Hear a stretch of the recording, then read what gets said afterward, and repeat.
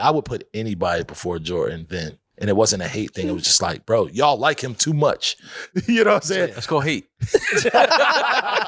Might be actually the exact definition of hate. Be a player hater. Yeah, you might be a player hater. Yeah. I might be a player hater. Yeah. No, Rory and Ma. Welcome to a new episode of the new Rory Mall podcast. I am All. I'm Rory. And today we are joined with a friend, a good guy, one of the craziest dudes I know, one of the greatest debaters I've ever met, one of the dudes that probably made my headline recede just a little bit in the past 3 months.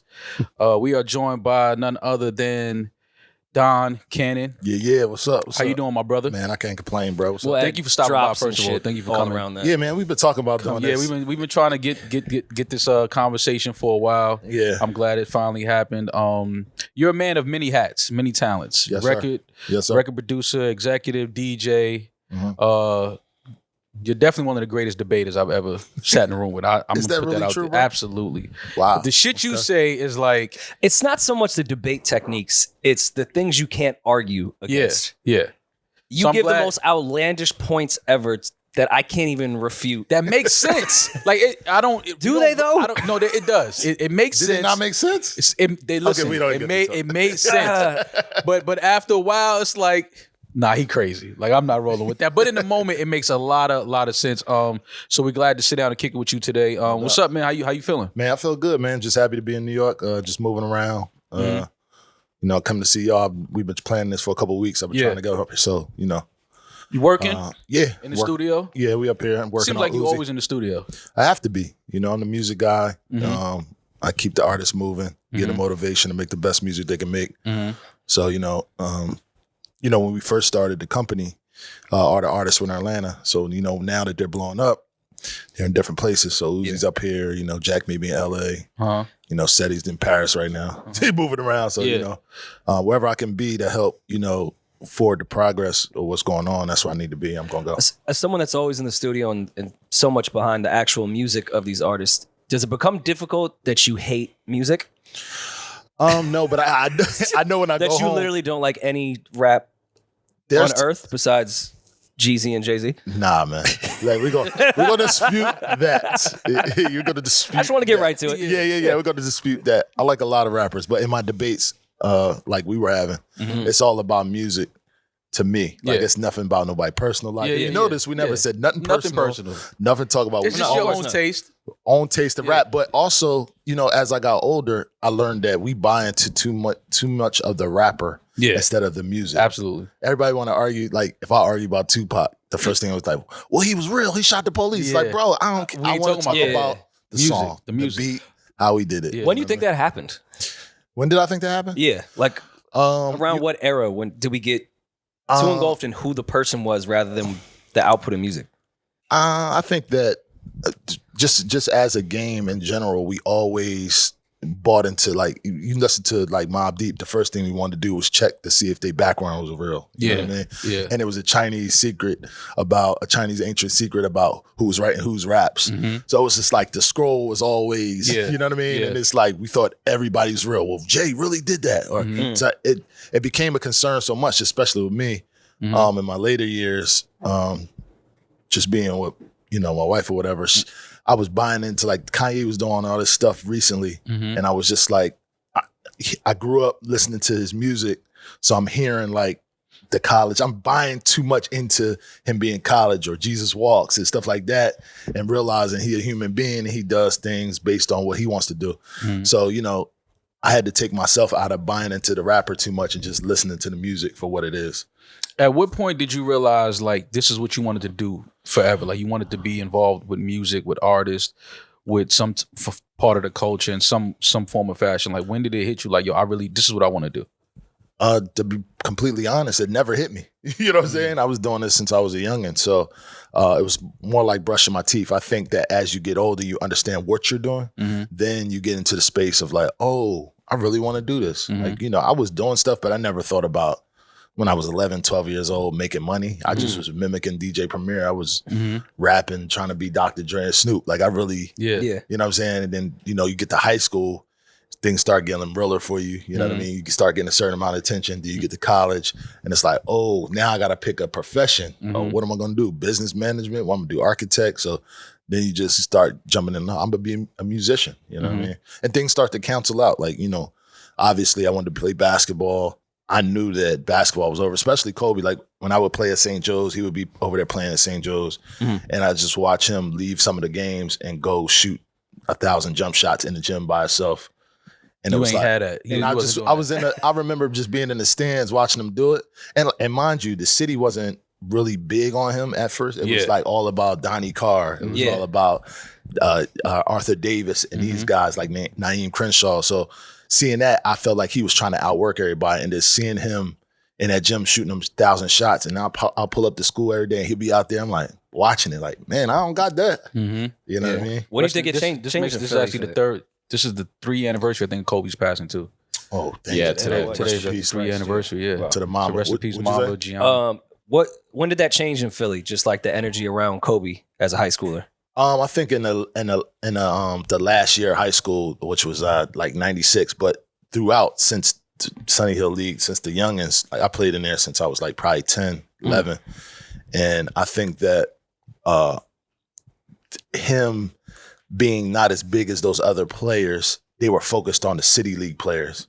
So, you know, he was on the outside of the city league, but he was terrorizing. But people didn't respect it because we don't respect that coming to the city, especially when they from the being inner up. city. Yeah, You look at some old Kobe interviews and they asked him some real questions like, who was the best defender? He could have said anybody. He could have said McGrady. He could have he said Donnie Carr, which is in high school. Right. So it was like, you know what I'm saying? It was like, why you say that? Or that was the trying time for him where he was trying to get through. But I think like when we start seeing him in the top 10 All-American and doing those things, it was just like, okay, Kobe. But again, Philly's a tough city. Everybody's like, I'm the man. You know what I mean? So I think that he got to a space where when he was in that All-American game and was doing like all that, it was like, okay, now we see what's going on. And then you knew he was like, nah, I'm gonna put this basketball down. I'm not I've been put it down. I think one of my last games was the college league.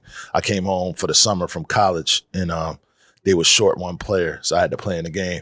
And I'm in the college league. Yo, bro, there's people from Temple. These guys is balling. I'm in the game. I can't guard nobody. You know what I mean? So I'm like, bro, stop, bro. It's over. And I went to Clark team. I couldn't, you know, it was just none of that. Did you ever run into Kobe like later on? Because obviously Kobe was into hip hop too, and you guys at that point was coming up at the same time, one in hip hop, one in the NBA. Yeah, I did. One time in the summer, there was a summer league in Vegas. I think I was DJing out there. And this is when I used to be heavy in the stores in Caesar Palace. And I wound up running into him. And I was like, yo. And he was like, yo. You know what I'm saying? I was like, what's up? And he was like, yeah, man. He's like, you doing your thing, man. Keep doing your thing. I was like, oh, okay. I didn't think, you know, he was so tunnel vision. For sure. You know, so I did see him. You bring up that you thought maybe you were a better defender and he should have brought you I should have. Like, you remember when I? He was like, for sure, I got you. And I finished at the rim. But that was the only time. We never exchanged any numbers or nothing like that. It just, you know, it was in passing. And he was chilling.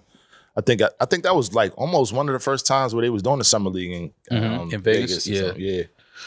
So you put the basketball down and you focus more on your music and wanting to get into music.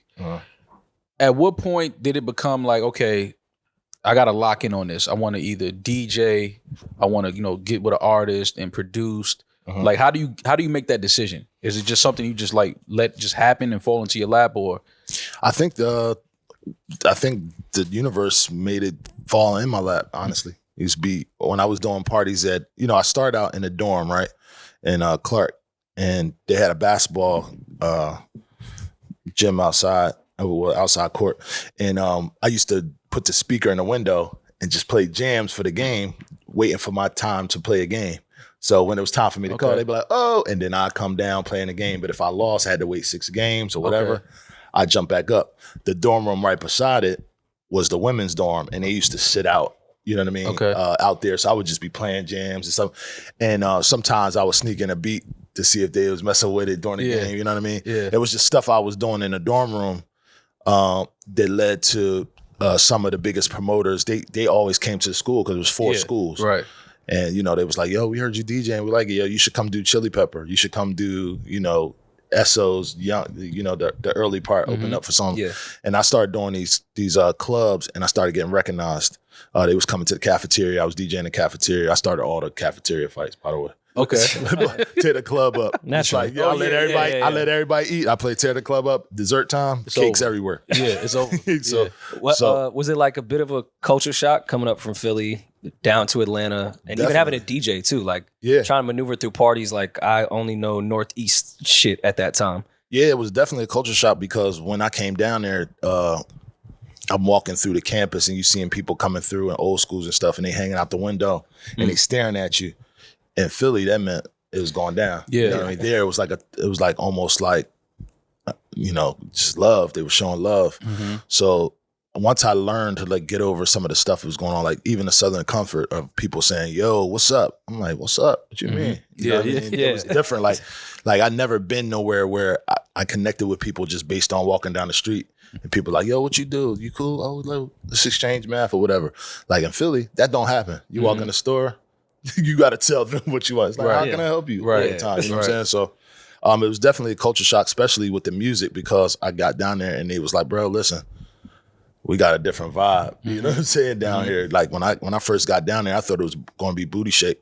When I got down there, it was Master P and Pastor Troy, Master P, you know what I mean? So that was like, No More Playing GA was like one of the first things. I'm like, damn, it's crazy down here. You know what I mean? I thought it was going to be Time After Time and Ghost Town DJs. You know what I'm saying? Yeah. So I ain't really stunned it too much, but I learned, you know, and adapted to their sound. You know what I mean? So you met Drum. Yep. And then y'all decided that, all right, we're really gonna do this music thing. Because obviously y'all are close friends, family. Yep. And the imprint and the impact that y'all have on the game now, the artists that y'all are working with now. Let's go to the beginning. The first artist where you was like, all right, this is like a real deal. This is taking off. Like, we really about to make some noise in this game. Who was the first artist for you where you knew like, all right, we really about to be respected on a different level now? For the company standpoint or the for the company aspect or the mixtape? Mixtape. So I went to school with Willie the Kid. I don't know if you know, right? I went to school with Willie the Kid and this kid named Detroit Red. And those are the first guys I was working with after, you know, a couple dorm room stints with my freshman class. But they were the first people I felt like I couldn't explain what it was, but it's what the future now calls J. Cole or they call Kendrick Lamar. That's what I saw in them guys first. It was just so far deep into hip hop. I don't think a lot of people understood. And where I was carrying it was like, it was a little bit of underground and commercial in it. Like it still felt like it didn't feel too underground. You know what I'm saying? What was commercial at that time? What was commercial? Like 99. What was I playing in the club? Maybe Wait a Minute, Ray J. You know, Jump Off. Yeah. You know, all that stuff. I think Loud was coming towards the end, but they still have records out. Yeah, those type of joints. You're just playing a lot of, you know, and, you know, being there, we had these parties called the Lake Tex Party. It was like Louisiana, Texas. And it was versus New York. The New York had the other room. It was Tri-State, actually. So we were like honorable mention for Philly to be in a Tri-State at that time. And like, you know, the song selection was so different for us because we'd be playing Benjamins and all that. Yeah. And the Louisiana, Texas people would not come past the threshold to listen to any of that. You know what I'm saying? Yeah. It's crazy. But we would go over there because I'm like trying to hear the bounce. Like, oh, they playing like, you know, Break It Off. Yeah. You know, stuff like that. So it was a different space. So bringing them up, it was just hard to break them in those spaces. So I just kept it underground. We did tapes, we moved around, which led to us them doing some songs on the mixtapes me and Dron were doing, which led to Generation Now, like 2003, where we had like Jay Mills, Kanye, and them guys on it. So they were the initial first artists that I was rocking with. It wasn't something part of what me and Dron built and Trendsetter built with the affiliates, but it was basically like Canon Music. He got his own little thing going, you know what I mean? And, you know, after a while, they just, you know, they was like, yo, I like Will, he dope. And then we moved into that, but that was our first artist. Okay. Yeah. Was there a natural progression in the duo with you and Drama as far as like, all right, Drama, you're gonna be the face talking on mixtapes, being the brand more or less. Did your personality naturally just want you to just kind of play the background in the producer, DJ type role? Not naturally, because I was popular. Yeah. You know what I mean? Because I was doing these clubs. Like, I always tell the stories about how I did, like, I was doing Shaq's parties. I was DJing Whitney Houston birthday party. Wow. And, AG, Alex Giddywine was like the biggest promoter. And he had a guy named Biddy, which was Cloud9.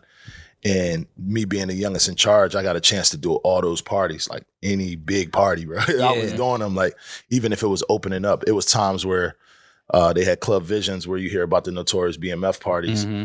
And my next question. Yeah. And I was doing so many of the parties, and they had a room called the Glass Room, which I really made my name on another level. It was like the Glass Room was off to the left, and it was people just wanted to chill and just be away from the main crowd.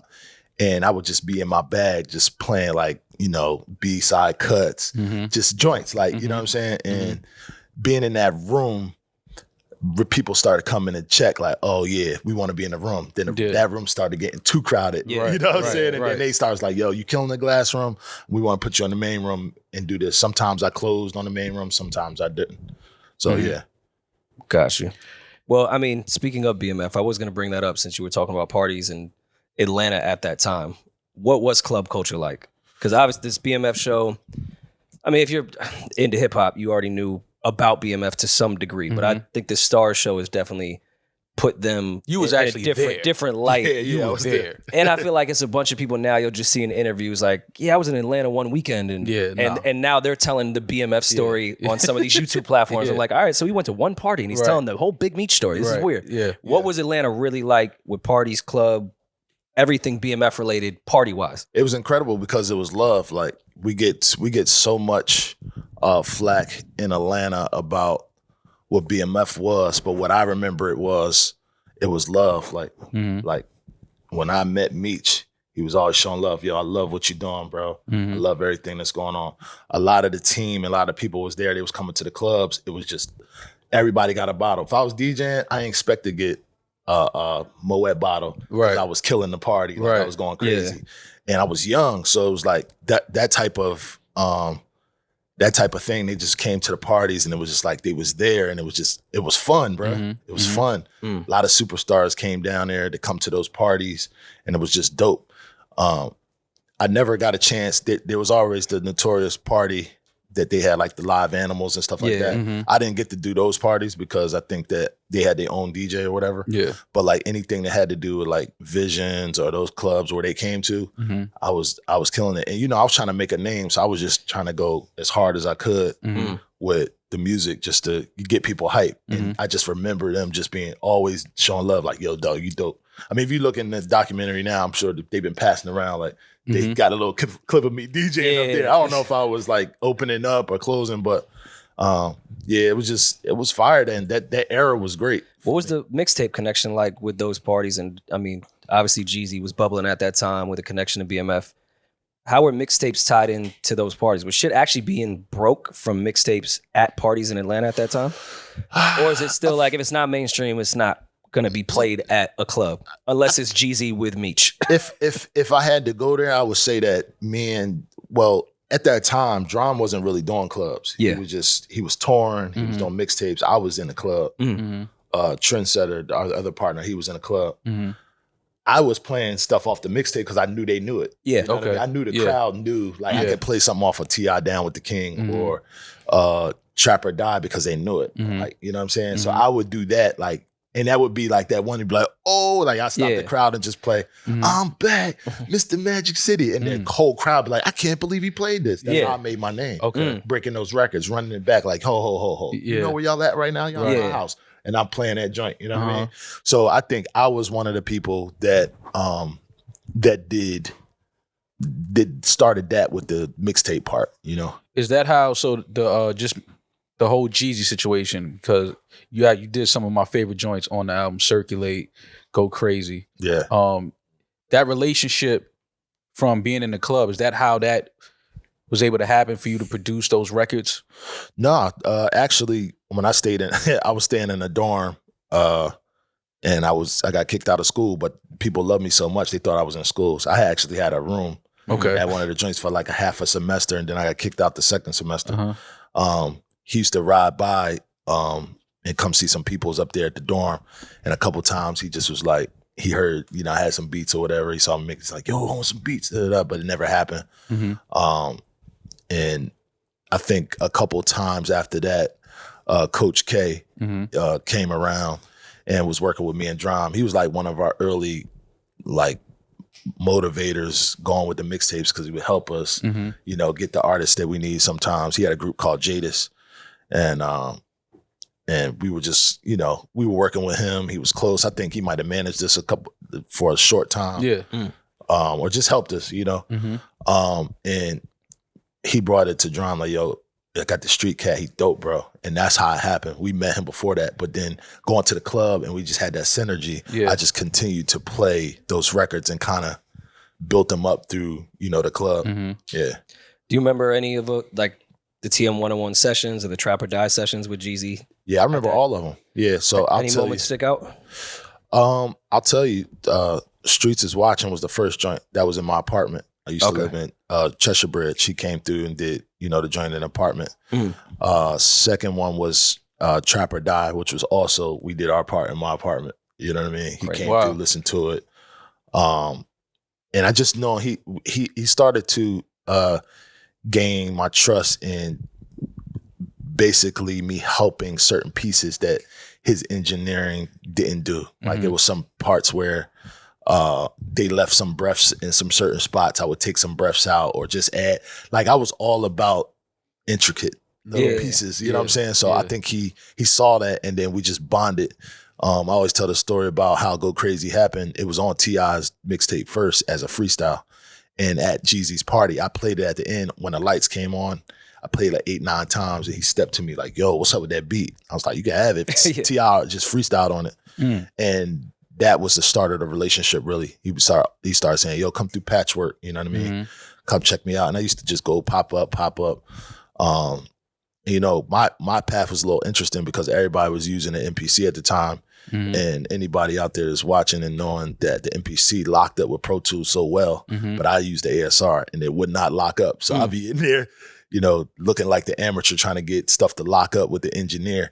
And it, when I talked about it, it was based on what that machine did. But now that I look at it, it was like that enabled me to stay there longer because the process was longer. So I was able to be a part of other things that was going on. Like, oh, let me add to that beat, or let me help you with this, or, whatever it was. So now that I look at it, it was like, oh, that was supposed to happen for me to be around longer, in a session. And not to get too nerdy, but the ASR at that time with Atlanta music, I feel like was unheard of outside of like Dungeon Family stuff. Who was using that ASR? Yeah, I mean, it was an ASR in the MPC. They would lock it up so it could, be what it is. But I didn't have that ability. I ain't had an MPC.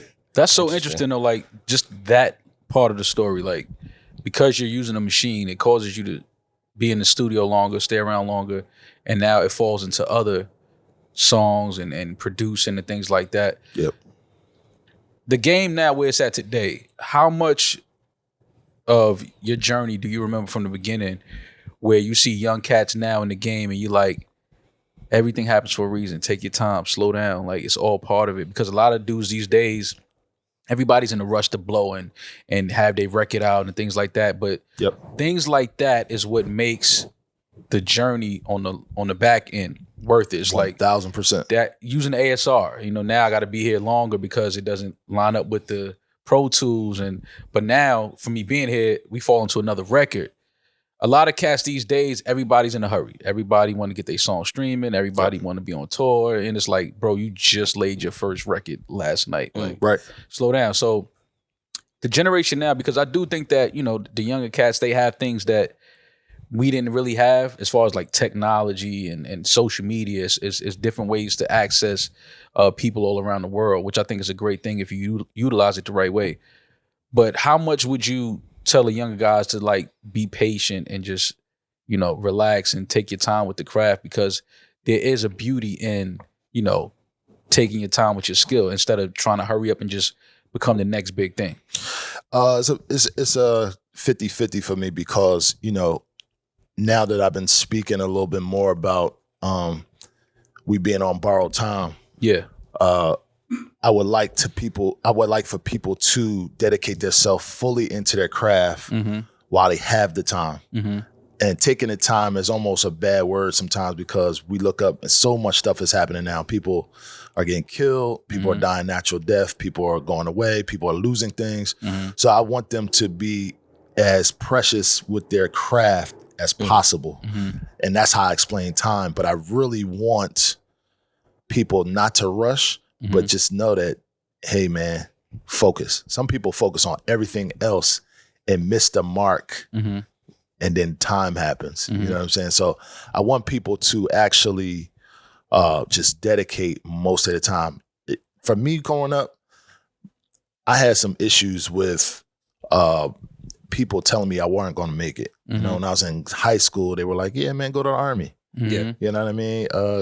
You ain't going to be you're going to be dead in jail. And that's like, when I hear other rappers say that from the 90s, like I relate. Yeah. People think it's a myth. Like we literally go to school and our counselors and teachers was like, college. Right. You're going to college. Right. Musician. Right. Stop it. Right.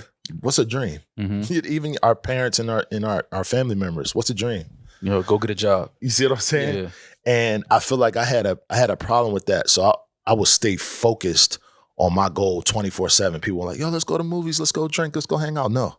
I wanted to focus. I was just always focused. I never had time to do none of the extras when I was doing it. So I feel like some of the youngins need to do that. I was talking about being in Philly and I spoke to this youngin, he was 17. He was like, yo, everybody telling me I got enough time, relax and all that. And I just told him, bro, you don't. You don't. You're on borrowed time right now. And I'm in a race against time. I'm trying to create as much history and as much family engagement as I can. Before, time is up. How have those conversations gone with, because again, with the Jeezys, T.I.s, you guys were all around the same age. You were growing up together more or less in your 20s. Yep.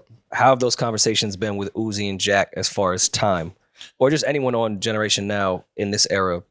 With Uzi, he always fights against time. If he knows I always mention he's doing 700 songs a year. Or in 18 months. Yeah. However you want to put it. I'll give you a gauge. I may be exaggerating saying 12 months. I may say 18 months, right? Yeah. To see in my computer, I have 560 songs new and probably 700 old songs. Yeah. To the scammers and fans out there. Hey man, don't try to hack my shit. Yeah, they'll try. But just for, general purposes, that right there lets me know that he knows what time it is. Yeah. You know what I'm saying? He knows what time it is. Jack is a little bit more methodical. He thinks about everything. Everything's strategic. He does certain things. He has stuff on his hard drive that he doesn't bounce. I will not get a copy of. Yeah. And some of them. So I see two sides of it with them. I see one person that's like rapidly doing stuff, but very strategic. And then, I see another guy that takes his time, very strategic, and, and does these things, in a great space. Do you think that comes from them just being different culturally?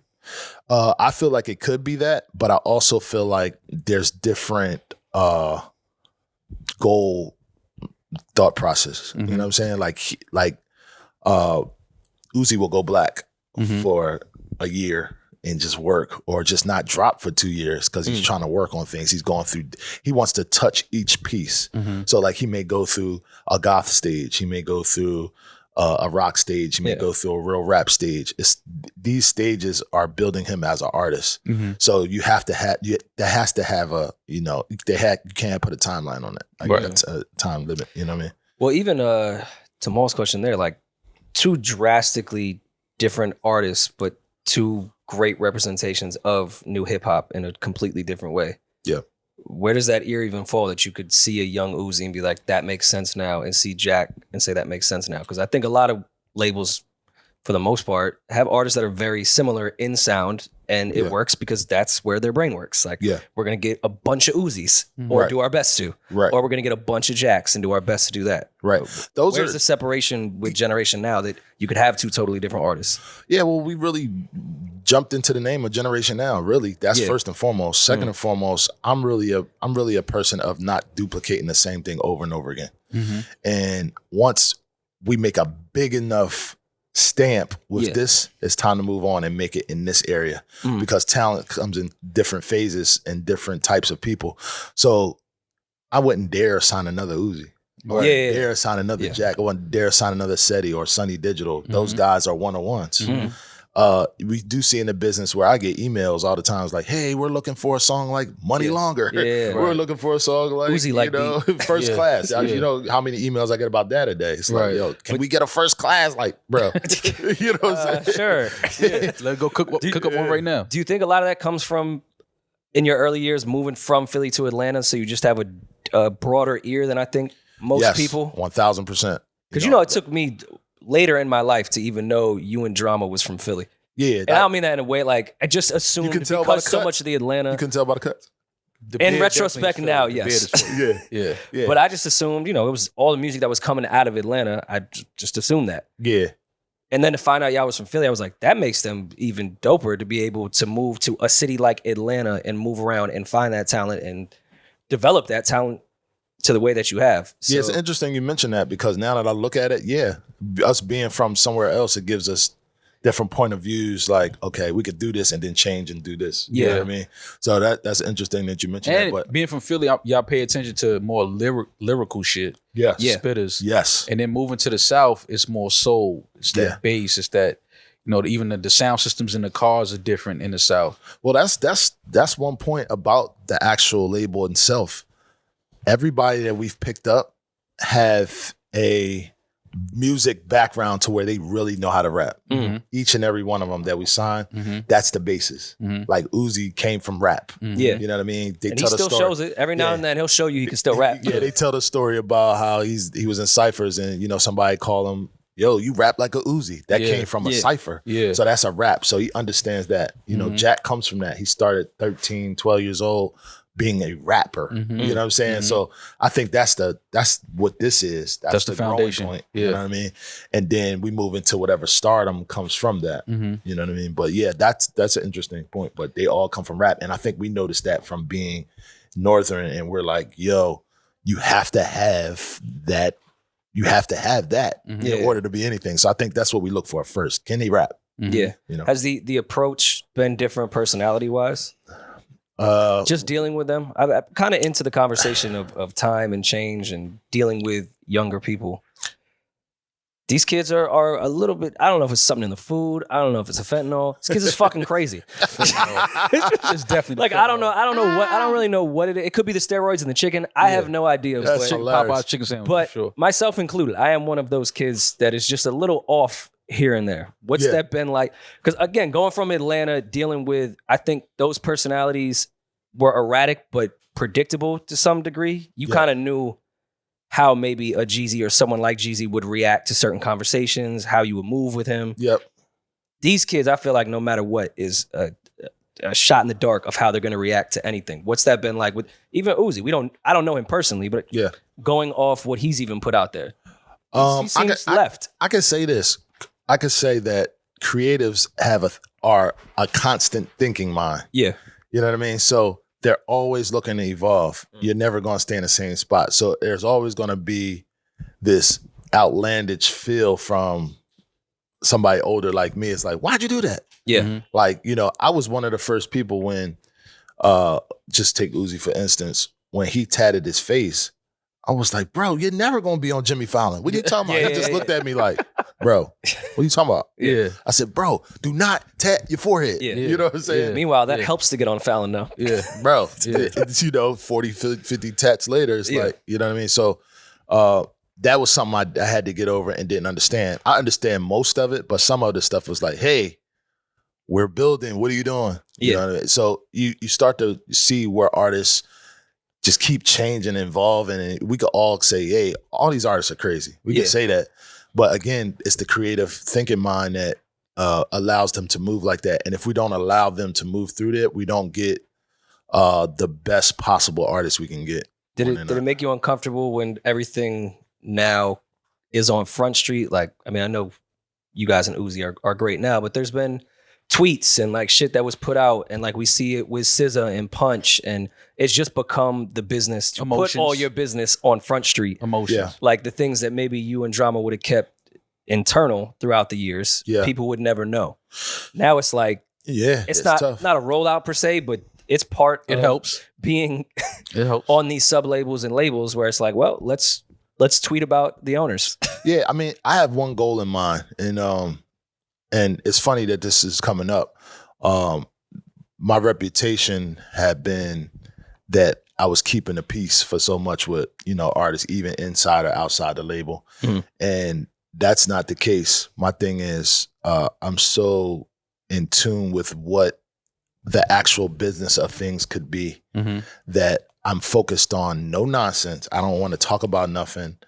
I want to do my end result on how I move is to get this to be a $400 million company because that's the business of it. You know what I mean? We're getting the history, but anything we're doing, I'm trying to get to the best possible history and valuation of the company. Yeah. And when you get involved with the nonsense of it, of course you would have something doubt on your mind on the back burner that your reputation as a company could go bad or your reputation as a person could go bad. But I feel like when you get to a certain space, you're like, hey, I'm not willing to sacrifice this building that we've built to a 76th floor, get teared down by what's going on or floating in the industry or on Twitter. So when I look at it, it's like, hey, to react would be like my first reaction because it's like my pride is telling me, man, you're not going to play me out like that. But my thought process is like, hey, man, I built a great business. What am I even trying to like accomplish here by going back and forth with anybody? I'm just trying to get to the next level. That's all I'm concerned with. I'm not concerned with any rhetoric. We were talking about rap early, and we were talking about, yo, this person did this in a personal. I don't care. Me and him argue. We argue about Michael Jordan, and not once did we talk about. Don't get him started. No. He's boiling. I can feel him shaking right now. His entire body is shaking. I'm cool today. I'm cool. But I'm a different man today. Us three, we built a great relationship like that, and we know how to stay in a space. But what I'm getting at is with Michael Jordan in our conversations, we never once went into what Mike was as a person. We kept it basketball, or whatever he thought basketball terms. So I don't want to ever get in Twitter and be like, well, this person's acting up. I don't get to the point of where I got to defend myself. Like, I'm not going to go to Breakfast Club and do a yo, this would really happen interview. Like me coming here and was a brotherhood thing for me. Like even us talking about hanging out in the city. It's different from me coming up here and trying to defend that you guys say only like two artists. You know what I'm saying?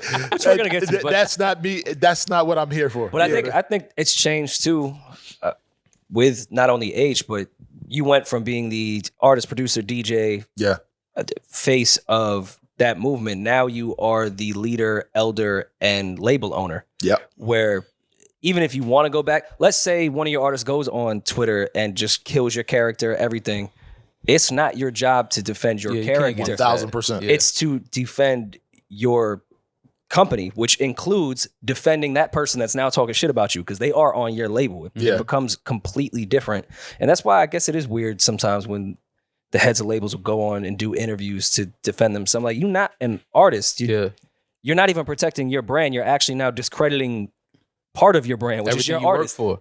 How does that conversation with Uzi go after that? Well, I'm gonna get into that. It's sniping your stocks. Like it's like I'm just gonna mess my stock game up. Other artists like, yo, I'm not going over there. It's a little crazy. Yo, that hurts. What was crazy? Did you guys see the clip that leaked, quote unquote, of SZA backstage at SNL? I didn't. She was, I think, in between rehearsals in one of the green rooms and was arguing like, listen, I did my part. I gave you guys the masters, the artwork, everything is done. I'm not waiting anymore. I don't care about holiday. We already had this conversation. This album is coming out. Yep. And, you know, just naturally with SZA fans, they all go and kill Punch because that's just been like the Twitter thing. And Punch, I think, replied, and don't quote me, he's like, I put that clip out.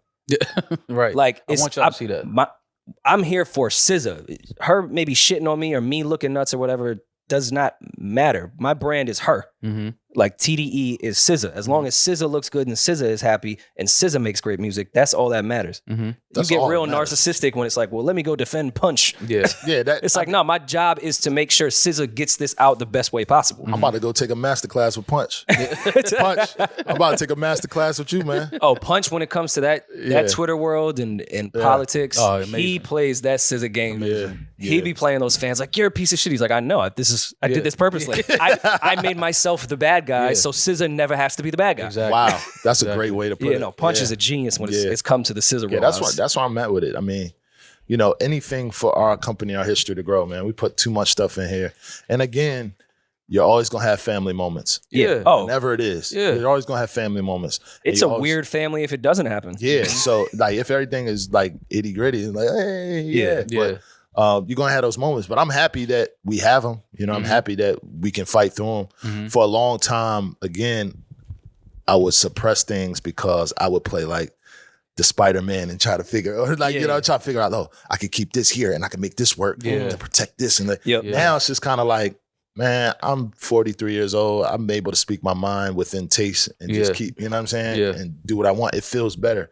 I used to didn't want to feel anything. You know, I didn't want to feel any pain. I didn't want to feel somebody getting bent out of shape about what I'm saying or how I'm moving. I'm not bent out of shape no more because I'm pure in what I'm trying to do. It has nothing to do. Even if it was a tool was used that might not fit what you thought I was as a person, I used it for the better being. So that's what I'm on. Yeah, and suppressing all that gets you more bent out of shape. I feel like for sure. You're trying to hide this, protect this. Like that's for sure. That makes you feel worse. I feel like for sure. I saw an interview with Rick Rubin on 60 Minutes, and he said something on there that, like, I really had to stop. I was like, that's it. He said, I'm not a music guy. I don't know how to play instruments. I don't know anything about any of this equipment.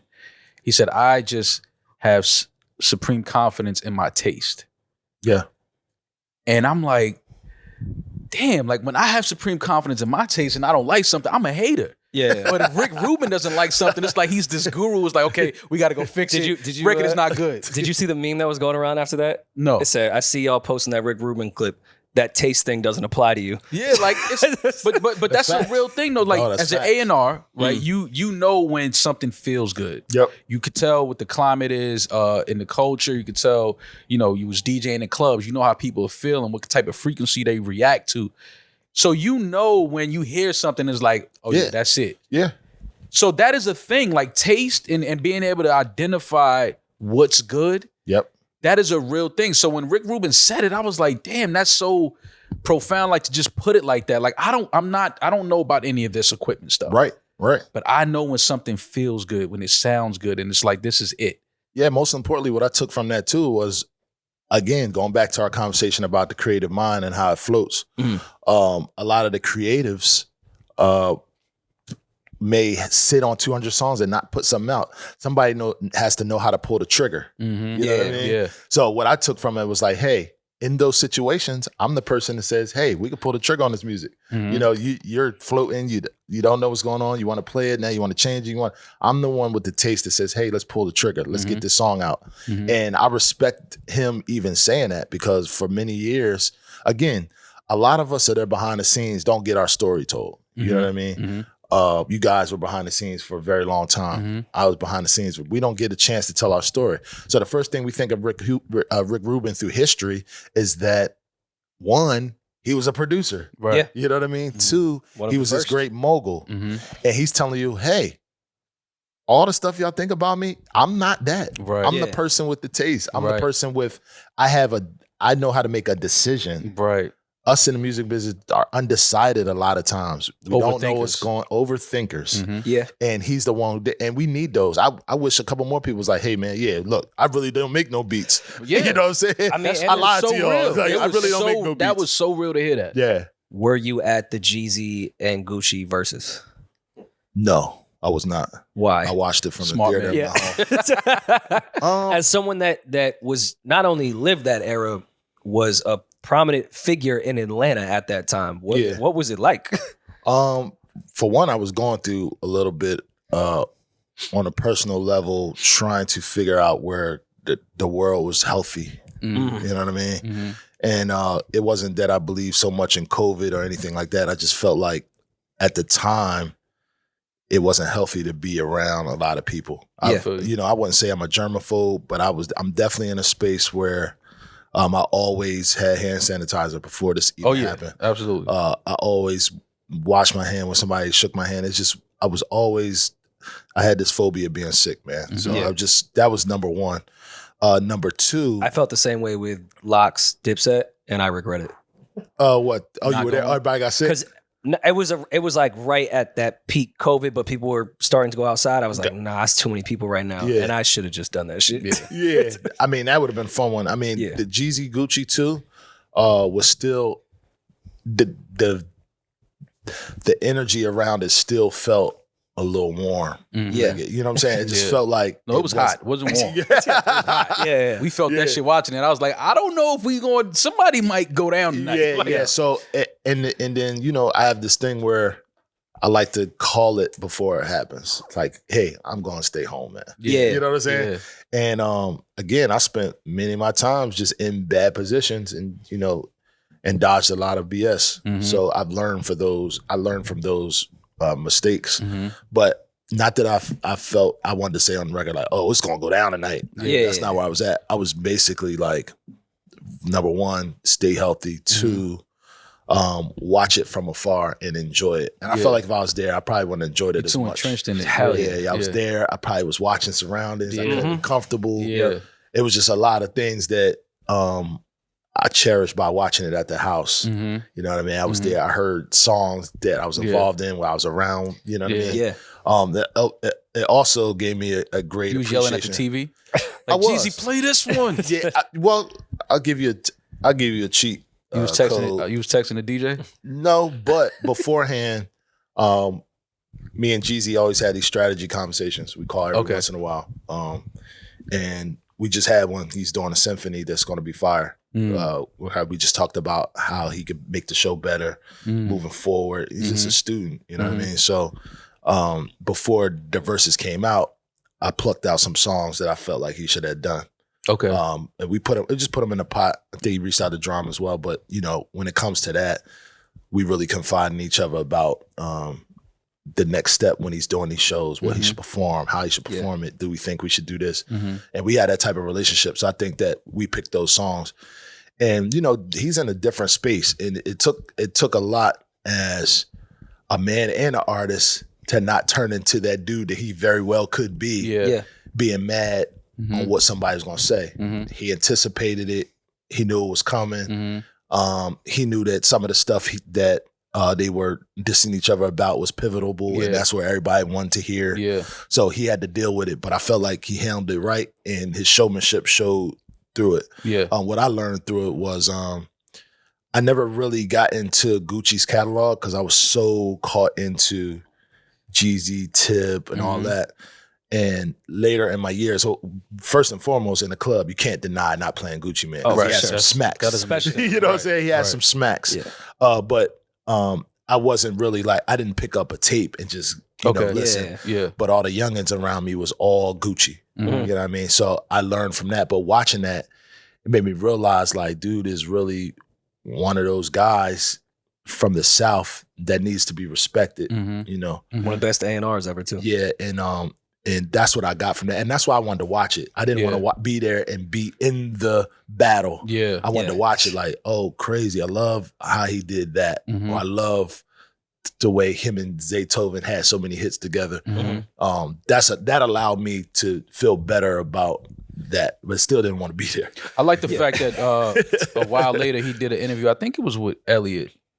It might have been Rap Radar when Gucci sat down and he spoke about when he brought up the whole the thing with Jeezy's homeboy dying in the midst of their feud and their beef, and he said he regretted doing that. Yep. Like he was like looking back, he was like it was just unnecessary and I shouldn't have did it. Like, to me, that was dope to hear Gucci say that. Yeah.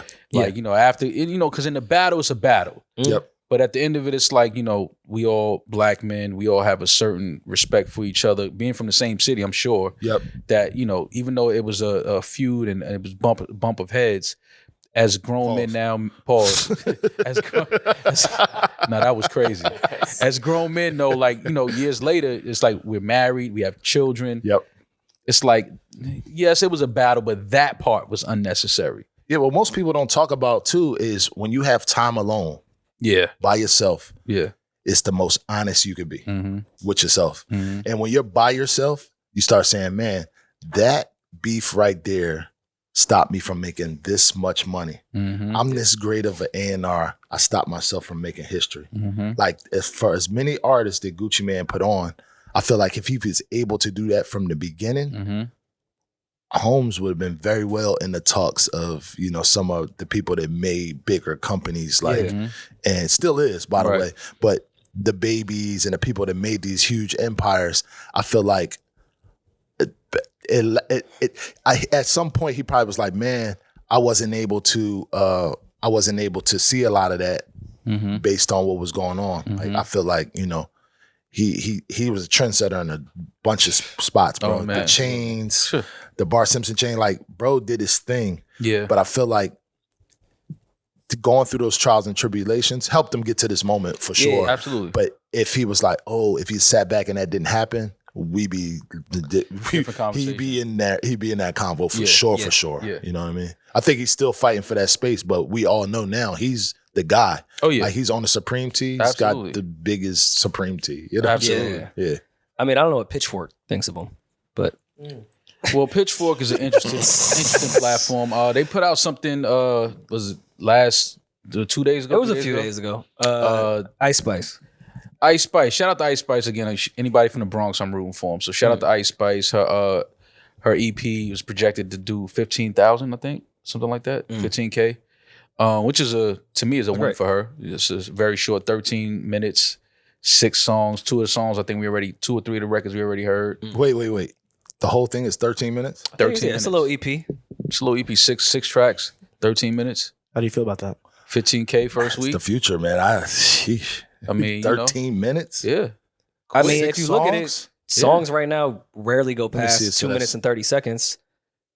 That on top of it probably being an average of 2 minutes and 10 seconds each song. Wow. Okay. Yeah. It's 13 minutes flat. That means that the attention span of the youngins is like, of course. I mean, yikes. Streaming era shit has to be around. These 2 niggas minutes. is on fentanyl. They falling asleep, man. These niggas, they doped up. They popping pills, smoking. How much shit are you on, sir? Like, what are you trying to do to your body? You want to go to sleep or wake up? Longest record on is 2 minutes 39 seconds, and that's you know, obviously a big Mario Wines sample. So that carried a lot of it. Yeah. And then you have a little TJ feature. But other than that, the shit is like 1:46, 2 minutes. Nothing goes past that. I guess a verse and 2 hooks. Get out of there. That's it. Get out of there. But, I mean, according to Pitchfork, same as Mr. Morale. They rated, if not better. I mean, I think Ice Spice should have been a little higher than Mr. Morale, than Kendrick's album. Yeah, I mean, 7.6 I felt was a little low for the Queen Spice, but Mr. Morale being at the same category. Obviously, that album came out a year ago. How long is the Kendrick Mr. Morale album? 2 days long. A lifetime. Yeah, that's just 2 days long. Wait, the Heart Part 5 might be longer than Ice Spice's entire album. It might be. It might be. It might be 9 minutes. Close. Yeah, I think close. it's 9 minutes. 9 minutes. Yeah. So Pitchfork rated Ice Spice's EP a 7.6. Mr. Morale and the Big Steppers, they rated a 7.6. And then I saw that Honestly Nevermind, they rated a 6.6. And then the 21 Savage and Drake album, what's the name of that one? I forget. Her Loss. And they rated Her Loss a 6.4. Again, Pitchfork, they put these things out, these platforms put these things out, and it's obviously to engage people and get people riled up in the comments and it's drop troll. their It's opinions. definitely troll city. It's troll city. I mean, that doesn't make any sense, bro. First and foremost, Isn't Pitchfork supposed to be like the fucking hipster It was supposed musical, to like at one fucking point, integrity shit. It was supposed like to I be. feel like Mr. Morale to them would have been a 15 if it only goes up to 10. And Ice Spice, they would have been like, ugh, how dare you? Yeah, Get what fucks me up recording about equipment. it is we're on the scale 10, right? Yeah. So we're in the scale 10, and those 3 albums for Ice Spice's EP is rated higher It's a than Drake's 7.6. last 3 albums. right, and the last 3, yo, that's wild, bro. That's why- so wild to me. So we know we can know we understand what's happening here. This is to engage people. People want to be outraged in the comments. Let them have fun. Yeah. Repost this. Send this to everybody. Like, look at what Pitchfork is saying. But I mean, at some point, I understand what clickbait is and what wanting to engage the audience is. But I mean, come on, bro. We gotta be just a little more, have a little more integrity than this. Yeah, you at least gotta do Her Loss in them. Like, you gotta get it closer to 10. Her loss is definitely not a 6.4. Yeah, bro. Like, I mean, what's going on here? honestly, never mind. People had mixed reviews about that. I thought that was a really dope project. It was dope. I like All that right, project It a was lot. dope. Let me try to, I don't know, find a debate here. Pitchfork being this fucking progressive hipster Williamsburg, Greenpoint, That's what this is? East Williamsburg, Bushwick Oh. type of blog at this point. Mhm. I feel like Ice Spice is pushing the sound forward, no? She's a new artist. Like, we've heard a lot of shit that's on Her Loss. That's yesterday's news. We've heard those sonics. Ice Spice is pushing the culture forward. We never heard nothing like Ice Spice. Okay. So you're not looking at it that way. I'm not. You're right. I'm looking at it. I'm just definitely not listening to looking music. that way. But listen, I have never heard it either. So I'm just listening to music, and again, I'm happy that Ice Spice is, she moved the unit she did. But we just talking about just music again. Back to Rick Rubin thing. I just have supreme confidence in my taste. yeah, I don't think that Her Loss is a 6.4. yeah. My ears and my soul didn't say it. That's a 6.4. I mean, not for nothing. I had an argument 3 weeks ago about Ice Spice, and I was like, bro, I always thought that she could be the person moving forward. I just felt like she had those star qualities to be on MTV Awards, presenting an award, and doing certain things. And I think that's good for them to say that. Yeah. You know what I mean? Because that's pushing what I'm saying forward. Yeah. I'm not I mad can at win the argument and get my money. I'm glad Pitchfork is giving her, because I think 7.6 is still a good rating. That's just too low though, bro. Like, we could at But least. to put it at the same as Mr. Morale is a little. Yeah. So if we were going 5 mics, what's Mr. Morale to you? We're going 5 mics. Mr. Morale, 4 mics. I'm 4.5. Yeah, I got it higher than 4 4.5. for sure. I don't know if I can say 4.5 yet, but 4. Okay. Mr. Morale. It has had a lot more replay value than I thought it would. Yeah. That was my only fear of it. I was like, this is incredible. Not sure how much I'm gonna go back to this because it puts me in a mood or whatever. I've listened to that album nonstop. It hasn't really left rotation since it came out. It's just the way the entire the sequencing, everything just flows. I know when it came out, we reviewed it, and to me, it's an audiobook. Yeah. It just sounds like you're sitting down listening to a book, and somebody's just giving you different chapters and the sound bed behind it and things like that. Like, that's, to me, Mr. Morale and Big Step is one of the best albums I ever heard. I think Pitchfork actually puts it perfect as far as Mr. Morale. Each line can feel like an intrusive thought untethered to a central theme. Like when said, how can I lose if I'm already chose? With if not party lit, I'd rather not go. Halfway through Bikini Bottom. Oh, wait, this is the Ice Spice review. I'm sorry. I was reading the wrong review. I'm like, wait, what the fuck is that? Yeah, like, what? That's the Ice Spice review. I'm sorry. Yeah. Yeah. I mean, What central theme is the Ice Spice shit? Is it not like an overcorrection of wokeness? Do you guys feel like it just doesn't seem authentic when I read these things? It's like for years it's been male dominated. It's all guys. Is it not just like when I sent it in the group chat, I genuinely meant it? Like, is this not just too far? Oh, you're saying because she's a woman and because you're misogynistic. 100%. Yeah. And this is why you're a munch, Julian. But it's like, come on. She like, got a higher rating because it is an empowerment of women and she's talking about. because like objectively look at the music. Come on. Like, it's I'm not mad at 7.6 for her rating. Just don't have Mr. Morale at 7.6 as well. yeah, That's my only. Yeah, like once y'all saw that, y'all see, because they obviously rated that when the album came out, right? Yeah. That's an old rating. Yeah. For Mr. Morale. So once you saw that, you had to be like, okay, we clearly cannot give this the same rating as Mr. Morale and the Big Steppers. Because I feel like somebody in that office was fighting for it to be ranked higher than the 7.6. Yeah. And they was like, no, we can't rank it higher Yeah, than. for what their history was, you would really think that somebody was fighting in there. Oh, I Somebody's hope so. gonna I don't know pull who's out up a at Pitchfork. I don't know who's there, who's working Yeah. there. But listen, man, I'm learning from having debates with Don that, you know what, maybe I'm not wrong, but maybe I'm not right. So There you listen, go. Ice Spice might be a 7.6 to some people, right? To me, I'm willing no. to argue that some of my people, the young guys around me, would probably listen to that more than they would listen to Mr. Morale. Oh, for sure. And that confuses me because I'm like, man, is there no way we can say what is the great album? Like, what is like? How can we talk about this? How can we say, yo, her loss was fire? How can we? Do we just not say things is great anymore? We just say no. We're gonna rate it's it a for you 6.4 and not for you. Yeah. Okay, but even though you don't do it, even though you don't do this in our 6.4. debates, you have put that in perspective with me as far as I'll say I think an album is top 15. Yep. And then you'll name 25 albums and ask me if it's better than that. Exactly. So you're kind of in the Pitchfork lane as well. No, not because really, his shit, bro. because from It's Don, valid. it's That's not valid. valid. No, yeah, that's not it valid. is valid, but it does feel like it's discrediting, which it shouldn't be that way. But we're like, when I want to Don put just- an album in the top Don- 10, Donna like, just- he'll just bro, pull up- there's 45 albums better than He'll that. pull I'm up, like, no, but Don will fuck. pull a bar out and then look at you after he says the bar. Like, you have this ability to make a bar that I probably thought was the greatest shit I ever heard sound like the most remedial elementary shit ever. And I'm like, damn, I never heard that bar like that. But I realize what it is. It's just your pitch. Yeah. Like, it's not, it's how you say shit. Yeah, it's Because the you'll pitch. give me the bar and I'm just like, yeah, that wasn't hard. It didn't have that life to So it. I'm gonna bring up one of the bars. The bar was like Krispy Kreme. I'll be flipping them O's. You thought that was the greatest bar ever. No, I did not. You did say Yes, that. you said it was It's great. that was one awesome. of the best bars I've heard. And you know why? Because you did the Because song. if I was Yeah, because you produced the record. Yeah, I know. no. If I was up north, right? This is prior to Krispy Kreme being up north. Okay. Yeah.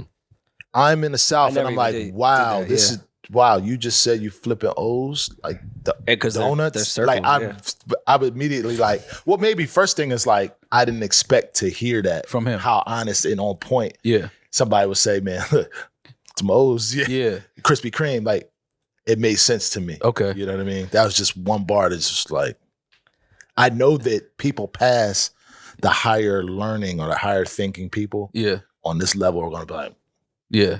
I relate. Yeah. You know what I mean? That's No, what I got it when you said it, but the Probably debate the way was I so said it, heated, yeah. and we were talking about some of the greatest bars ever, and we were talking about Kendrick, and Yeah. then you was like, That's what I was saying. We broke Then he down a threw whole, that a whole bar, Kendrick and I was verse. like- You're like, that's whack. I'm but like, nah. have you heard that O's bar from Jeezy and 04? I'm like, dog, Jeezy said some harder shit than that, but Maybe- I maybe- understood what you were saying. though. Yeah, exactly. I understand. That's what I was saying. You didn't Yeah. expect, first of all, Jeezy to put that at that time, because I don't, like you said, Krispy Kreme's wasn't even in Atlanta at that time, were they? Yeah, Krispy Kreme was in Atlanta, but I didn't think it was all over the world. Okay. So I think it was like, they didn't have Krispy Kreme here, right? When did Krispy Kreme get? 5, 6, 7 years We ago? got it late. Yeah, We had it way more than 5, 6, 7 years ago. Yeah, hell yeah. It's been Well, and years. then I thought about it was like, it's so many versions of that. I was like, oh, flipping the O's, man. Krispy Kreme got the best donuts. Yeah. No, I get it. That's better than Dunkin' Donuts to me. I'm like, It's not yo, even close. It's Yeah, not it's even like close. that hot glaze. Yeah. Oh, you got them hot off the press. Yeah. I was. You went somewhere else with it. I I get was it. deep into it. I get You it. know what I I mean? get it. So I that get was Jeezy suggesting he had the better product too. There you Like go. I didn't even. There's layers to that. Okay, That you funny, but yeah, that's where I was getting at. I saw something else. 50 Cent had some pushback. Jamal Crawford did an interview, and he said that Jay-Z's impact on the culture goes beyond music. He has a bigger impact on the culture than Eminem does. No, it's reverse. He said Eminem has bigger impact. No, 50 said that, but originally it was in response to Jamal Crawford saying that Jay-Z has the biggest impact on hip hop. And you know, anytime I think 50 hear Jay's name, he's just gonna refute some shit or just throw some salt. 50's crazy. Yeah. But he loves Jay. This is no, he has a weird way of showing his love for Jay. But he went to. It was a few weeks ago. I forgot what interview 50 was doing, and he almost went to compliment Jay, and then was like, "Well, I mean, he looks like a gay painter now." And I was like, yo, 50 just can never. He just can't give you. That's his way of showing love. I think. Exactly. I think it is People too. show love like that. Like 50 is the type of guy you give him a hug and he back up looking at you like he check his pockets. Like, nigga, what you just took? No, I'm just giving you a hug, man. I love you. Yeah. Like 50, he has trauma. Yeah, understandably so. We can understand why 50 has trauma. But why 50 is so funny is that he'll be in like a dead serious point and then be like, and I mean, that's why he looks like a gay painter. Yeah. It's like, all right, 50. And then he looks at everybody in the room in the eyes, like after he says it, like, who's gonna refute that? He doesn't? Pull up the pictures. Yo, that's funny because I got a picture on my gram, right? And I think Elliot made like one of my chains, and like he came to the studio to do an interview. We were in the hallway, and the first interaction with us was like, yo, 50. It wasn't that. It was like, yo, where you get that chain from? You ain't supposed to have no chain like that, bro. I got the picture of him like grabbing the Looking chain. at your chain? And it was like, it's so funny because when y'all talking about this, I know who he is. He's funny as shit, 50 bro. is on his own. Yeah, he doesn't give a funny fuck as about fuck. nobody. He's doing his own thing. But Yeah. I'll ask the question to you. Yep. Does Jay-Z have a bigger impact on hip-hop than Eminem, or does Eminem have a bigger impact? I hate answering these questions for the simple fact that there's so many A, B, C, D, E, F, Gs. Yes. You know what I mean? So my first time traveling to Japan and all these places like Africa, I will say that Eminem is in more places across the world than I've seen Jay-Z. I've went to record stores across the country. I see Eminem and Ludacris everywhere. I see barber maps. You might see Ludacris on it. Eminem's impact across the world, and just they had this analogy about what's the most common thing all around the world, and they say stop signs, right? And the most recognizable faces is Mike Jackson, Snoop, M, maybe Elvis, and a few others.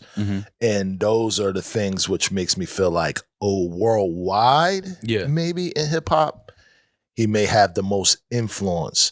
But when we're talking about like changing so many pieces, like when when he was wearing the crown heavy, he changed clothes. It was a cultural thing. That was outside of rap. He didn't tell people to stop doing the bars like this. When Defo Auto-Tune came, it was like almost destroying Auto-Tune. But Auto-Tune lived.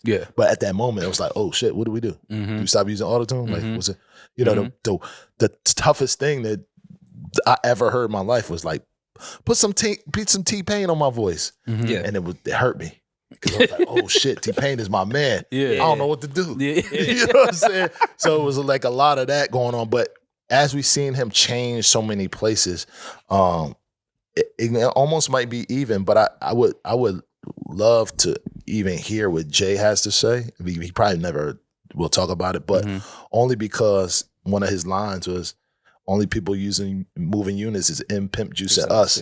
It's like, that almost felt like he was trying to say, look, I'm in the running with these guys. I'm going to try to get here past that. You know, he's always did that. He's always like, he always recognized who. But it's hard to say because M's done so much. Like 50's here.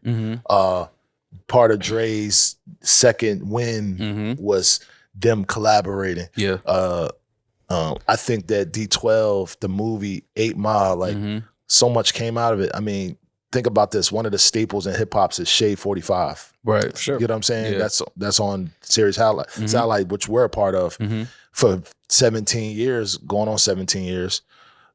We've be able to captivate hip hop on that level, like, you know. And he's had everybody. He's had Us, Sway. He's had Rude Jude. He's had Who Kid. K Slay. You know what I'm saying? We all staples. So he breeded that. You know, it's so much. It's so debatable. It's not as easy to answer. It's not as easy to people answer. online try to make it seem to be. They're going to go back and forth on some idiot shit. Like, oh, he's this, he's that. Down. But I'm breaking it down. He rap better than him on Renegade. They go right to that. I'm like, wait. I was almost upset that when I went to these places like Johannesburg and I didn't see Jay-Z, or I couldn't, like some of the songs I was playing didn't have the most impact like I wanted to have. My nightcap record, when I'm trying to get the crowd popping, was Allow Me to Reintroduce Myself. My name is Hove. That didn't work in so many countries as some of those other records did. Not say my go-to was one of the Eminem records, but it wasn't those, and I was hurt. Lose yourself. I would have loved to play. Oh, I could play that in those spaces where, you know, But those clubs I were playing, they were like chitlin circuits in the other cities. Like, you know what I'm saying? They don't wanna hear You know what I'm saying? Like my biggest record when I was out there in those places was like Nuck If You Buck. Does it sadden you a bit that the impact of the mixtape era, just by sheer business design, will never equate to its monetary value? Like, we see people selling the catalogs now from eras that were so impactful. Yeah. And whether we agree with the number or not, like we just said, we understand why they're doing it. Mixtapes wise, that can't really happen. Yeah. Is that a shitty feeling, or is there other ways? It's not a shitty feeling. I'm gonna tell you why. Because anybody in that game, I mean, I can't speak for everybody, but what we were doing was creating history. You know what I mean? If there was any monetary coming from that, it was based on us being able to continue building the history. You know what I mean? And when you're building history, you're not thinking about, damn, I wish I'd get paid for that. I'm thinking about, man, that helped me catapult here. Like, Dron was able to win a Grammy years later based off the information that we had to go through, or the standpoint we had to go through. And that's just like, and I'm not saying that's the Mount Rushmore or anything you can do. Right. I'm just saying that is possible now. Yeah. You know what I'm saying? It's worth more than any money, is to say, oh man, I did all that and got rewarded. Right. Coming up and, even before we were born, like, the people that stood for something were never rewarded other than they stood for something. They never got what they've gotten. I learned that when I went to Africa. Like, when, when Nelson Mandela, I went out there when he was, coming towards his end. It was people sitting on his lawn from what they were telling us for 6 months in praise and how much of a humanitarian he was. And they forgot anything that he had done that nobody liked. It was just everybody was out there to see and be a part of it from every aspect. There were people with cameras out there. There's people that lived by what he says, people that followed him. And it made me realize, like, man, it's all about the history. Yeah, it's all about the history. Anything that comes with it is to, handle more history where we're moving forward to. So, yeah.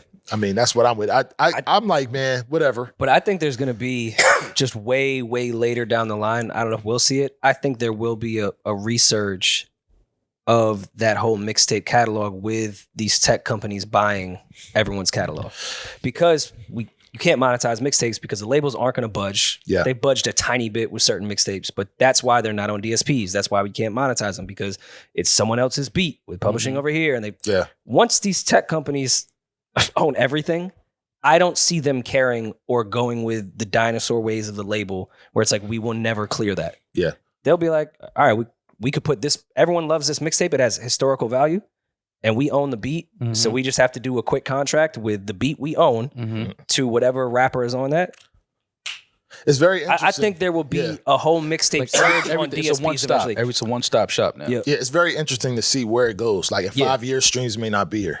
You know what I mean? So I'm very... It might just be impressions. You scroll past it. Yeah, I'm interested to see, like, if they buy up all these catalogs. Let's say in 5 years, they've bought up 75% of everybody younger and older's catalogs. And then the tech company say, hey, we got you. Now all the streams are worth $4.50, which was 0.000285 Right. And, and then we'll be like, oh, that's what they was planning to do. Right. Like, I felt like that with Metaverse. I felt like they was trying to get everybody to buy all these cribs out there so they could take the land right here. Like, when you come back, you got to rent from me. Right. Yeah. I bought all the land. Right. Wait. Yeah. We was in the Metaverse buying clubs and art galleries and stuff, and now we back here. Now we got to rent. I can't buy no more. So I feel like that's what's happening a little bit. So there's like this like thing I kind of like Paul's ride on. That it's like surfboard. I want to be credit investor and have the funds and the liquid to do these things, but at the same time, what's coming in 5 years? Another pause. What's coming in 5 years? You're getting crazy. Now you're getting crazy. In 5 years, where they say, "Yo, streams ain't it no more." Now we're going into fandom where everybody gets their music directly from the artist, right? Or what's this like? That's where I'm like kind of trying to figure out.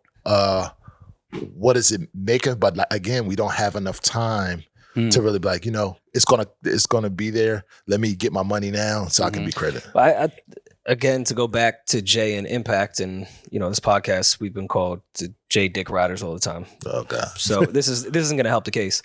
I think the original plan of Tidal was very much that. As far as the artists having it, we're bringing our catalogs, at least what we have in publishing wise, over here.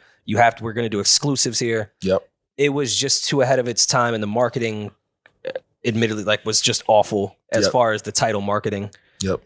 But it was what I think everything is going to move into eventually. I think Jay was he was too early with it, and it just was not executed properly. Yeah. But with everyone buying up these catalogs, who knows what streaming service will be in the hardware of the phone when we buy the iPhone 25. Yeah, if we're talking on the business side, as far as like the streaming too, like think about De La Soul. Their catalog just became available. Right. Yeah, Aaliyah too. You know what I'm saying? Aaliyah. Like these things are like, whoa. And it's a control. I can be like, take that down. You know what I'm saying? Before when the CD's out, you ain't gonna go houses across America like, hey, can I have the CD back? Yeah, right. So we have misprint or the sample wasn't clear on the fourth track. We need all that back. We'll give it to you when we fix it. Now we're like, it's available to have that happen. Like I was excited to see De La Soul do that through the history of her.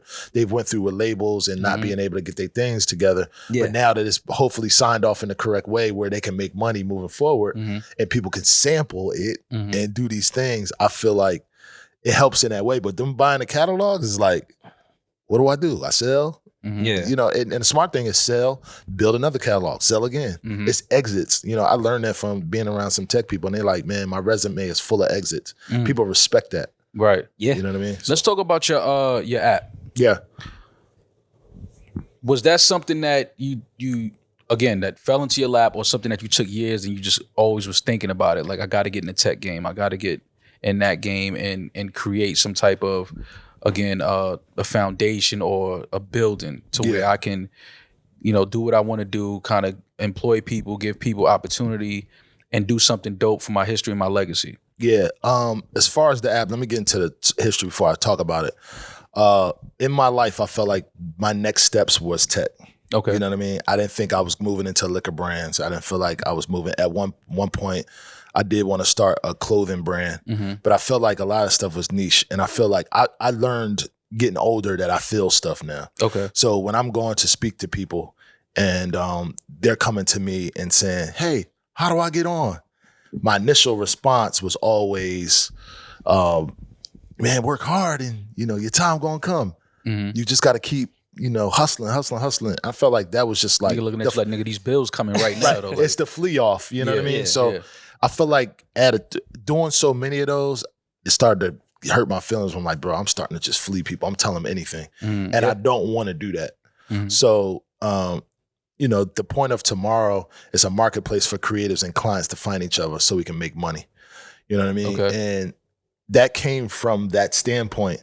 Another point, it was my wife's idea that, she had a friend that was doing styling gigs and she couldn't stay in her professional gig. And that was just like, that's like a bad pain point for us. Like, I want you guys to be able to hear interview anybody from Jay to J-Lo to me to the younger guy on the come up and not and nothing wrong with this, and have to go shovel snow because you can't stay in your profession. Right. You know what I mean? Right. And that's where, when she brought the point up that her friend had the DoorDash, it couldn't that could somewhat stop you from getting to another styling gig that was very important for Tyler Perry somewhere or for Kevin Hart because you got things you got to handle and it's just life. Yeah. But we wanted to bring an alternative in the marketplace to where people can stay in that field get paid, not get money. You know, some of these creatives don't get paid. They do. I can hit somebody, I'm popular. I say, yo, make me a cover. They so excited to make me a cover and build history with me. And then I ghost them and not pay them for the cover and use it or whatever the case may be. And then clients not being able to have a hub where they can find all the people that can have a Black Magic camera or, you know, or have a studio to be at, or a rapper or a producer. I'm in Alabama. I don't know how to make a song. I want to make a song. Yeah. All those resources are in the app. You know what I'm saying? So this is part of what I'm pushing for and giving back to the culture is something you can get to in order to get some portfolios off what you build, make some money, you know what I mean, and meet clients. A lot of times you might not be able to get to Interscope Records, but there's a chance that they're going to be on the app looking for things for products, product managers looking for things, soon to come young lawyers that'll be able to take care of your business, marketing firms that'll be able to do that. And just people want to get into media, people want to get into these things. So we're building these resources for people to be able to be in that space. Like that's important. Again, like it's like TaskRabbit for hip hop. Exactly. It's like I'm tired of it. You know, when we first started, we made it open for everybody. Yeah. And then so many people was like, I want to be in the industry. So we had to kind of like focus in on that. And it's not just rap. It's all the genres. And, you know, again, there's no part of it that's very social. To me, I felt like a lot of the times we're very social in these spaces and it's too much instead of just the job that's hand. You know what I mean? Sure. And that's where I wanted to push. I wanted to get people involved. I wanted to be able, we did crowdfunding, we started. We wanted people from the community to be involved. Okay. You know what I mean? Dope. Because that allows them to say, hey man, you don't have to have $250,000 in your private banking to be a part of this. Right. You know, we're doing all this because this is a give back. You know, this is a pain point first. And after the fact, you know, it becomes more and more engaging for people like you and the stars. Just get people involved, and the education of it is just, you know, we're doing well. Like, you know, we got people on the app. We've got the media going to where we're highlighting things. While we're up here, we did Steve-O Careless, which is, you know, shout out Steve-O. A staple that never really doesn't get his story told. He had a lot, you know what I mean? We also did his newcomer named Tyler, which is, you know, creative director at KIF. And also this guy named Buddha that works with Dave East. So Buddha, we're just my guy. Yeah, so we're going to different states. We're doing a lot of you know, information on these people to help them get out there, because this is all part of what we're supposed to be giving back. Absolutely. You know what I mean? So that's, you know. What's the full name of the app? TmrO App. So TmrO it's TmrO, but it's said tomorrow. So you got to download it. Y'all got this stuff early. Yeah. I gave y'all hats early. Yeah, you did. You know what I'm saying? I still have it. And I said, when I come to New York, I'm going to sit with y'all and explain to y'all what it is. I just wanted to y'all to see it, jump out there, just get familiar. But yeah. What's and I mean this may be even more outside of the app, but what to people that want to create apps, what's that process even like? There's, as I'm learning as we're moving, and one of them is there's templates out there to where you could just make your own app. Like some people, there's an IG template that you can buy and just make an app. I'll go even further. In 2008 and 9, I had a Don Cannon app where you could go in there and see where I'm DJing at next. Get the episode. I had Studio Rats, which was like, you know, they used to call people back in the day, nah, you're a studio rat. You don't never be in the studio. Yeah. And I made something called Studio Rats where you would see Asher Roth in there, Jeezy, or me making a beat with Jeezy, or, you know, Zaytoven or Shawty Red making a beat with, you know, whatever. It was just, it was a lot of the stuff, Cool Kids and Currency. And that app alone was just like the information that you can go see where I'm at, get tickets to the show, all that. And that was early on, but I felt like it was too focused on me. You know what I mean? It was just like me, instead of something that was for everybody. You know? I just downloaded it, so I'm definitely going to check it out. So to add, like, we got templates. We have people that can spend money. I've seen people make apps for $30,000. I've seen people make apps for $60,000. I've seen people team up with people that make apps for $0. You know what I mean? There's so many ways you can get into tech and create these apps, but it's very obtainable now that we're speaking of people selling their catalogs and having money and doing things. It's very obtainable for you to start an app. There's plenty of apps out there. Isaac Hayes Jr. has Fanbase. You have my man Corbet and them. They have Melody app. You have so many things out there that people are making. Ali, the engineer. Engineers and everything that he's like. I think it's so great just to see 1,000% getting into actual tech stuff. 1,000%. Because as we see with buying catalogs, tech is trying to buy up everything. Take us the fuck out of here. Yeah. Favorite beat you ever made? Worst beat you ever made that people love? That's crazy. Best beat I ever made was Cannon. I feel like Go Crazy is one of the greats, but I think Cannon really helped me as a person understand that I can blend Southern and up north. When I did Go Crazy, I was just up north. Yeah. You know what I'm saying? Were you in that session with Wayne for Cannon? No, he sent it back. So what was that day like? Incredible. I'll run it through you real quick. So pause. I'll run it down. Nah, I was losing your mind. Losing your mind. Yeah, that wasn't a pause. So I started in Miami. After I did Go Crazy, A&R named Dame from Atlantic Records flew me to Miami to work with Trick Daddy. And I did that beat in a session. I was thinking, come on, ride this train. Pause. Pause. Quad City DJs? Just keep going. And up Go north, crazy on it. In the up north, kind of hard drums together, I could give Trick Daddy a new sound. I was just thinking totally different. Yeah. We weren't able to connect on that record. But Fiend, which is one of my guys, he was down there and he was in a session and he's walking around. He was like, yo, put that on. I got a hook for that. So he comes up to me, he just start, I'm with the Cannon. So that was the original person that really came up with the hook. But it wasn't, he did something totally different, but it was in the room. You know what I'm saying? Then I think it got to Bohagen because we had the same manager at one time. And Bohagen, it was supposed to be one of Bohagen's records. And then I think that moved into Busta doing a verse on it. And then we going to Wayne to get the verse. And when I heard the Wayne verse, he did the whole beat all the way through. It was like 3 minutes. And we chopped it up to make a verse out of it. You know what I mean? It was a hook in it. He came back. Them boys pussy, born without a backbone. That was his second verse. Wow. You know what I mean? We just took the hook out, spliced it, put it together, made it a verse. And I was like, man, I don't know if anybody else is going to be able to kill this beat. You know what I'm saying? Like he did. And it was amazing to hear. But one thing we did with Wayne too, every time we sent him something, he took it seriously and murdered it. You know what I mean? So when I heard that, I was like, yo. A lot of people say that about Wayne. Like he's one of those guys that, as big of an artist and superstar as he is, they really don't expect to get the verse back as quick as they do. Man. Like, yo, Wayne sent it back. Like, bro, he sends it right back. Yeah. He's a student of game. Like, we could go on and on. Up until now, he still sends things right back. Yeah. Period. So that's the best beat. The worst beat that I ever made that I probably didn't like.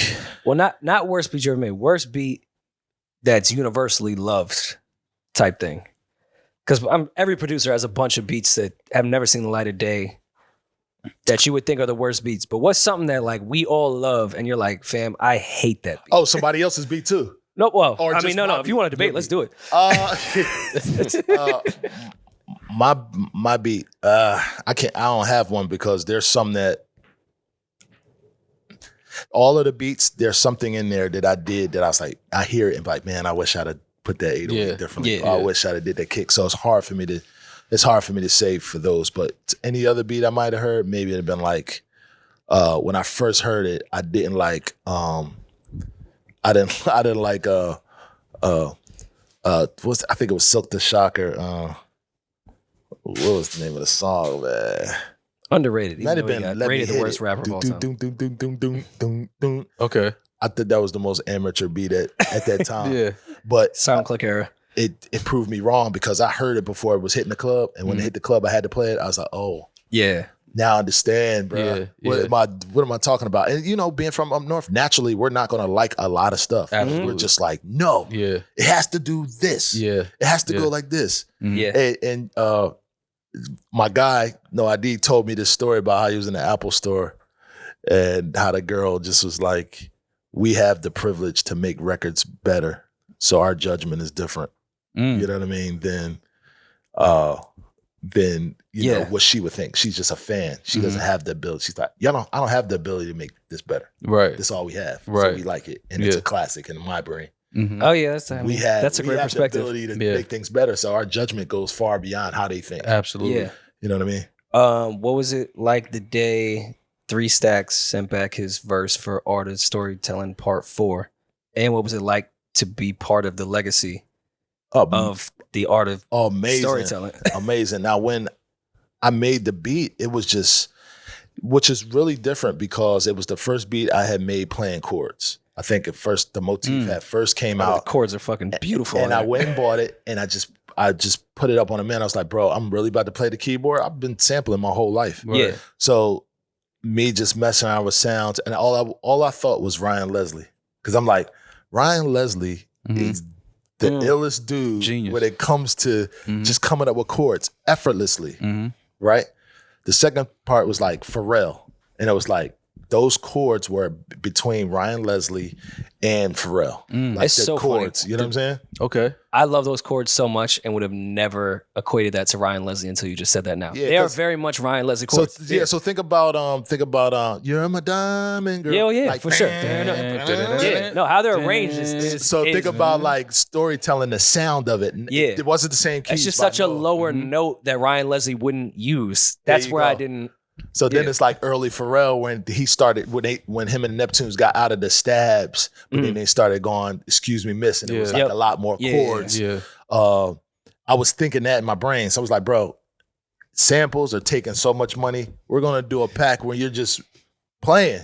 Yeah. So I just played it.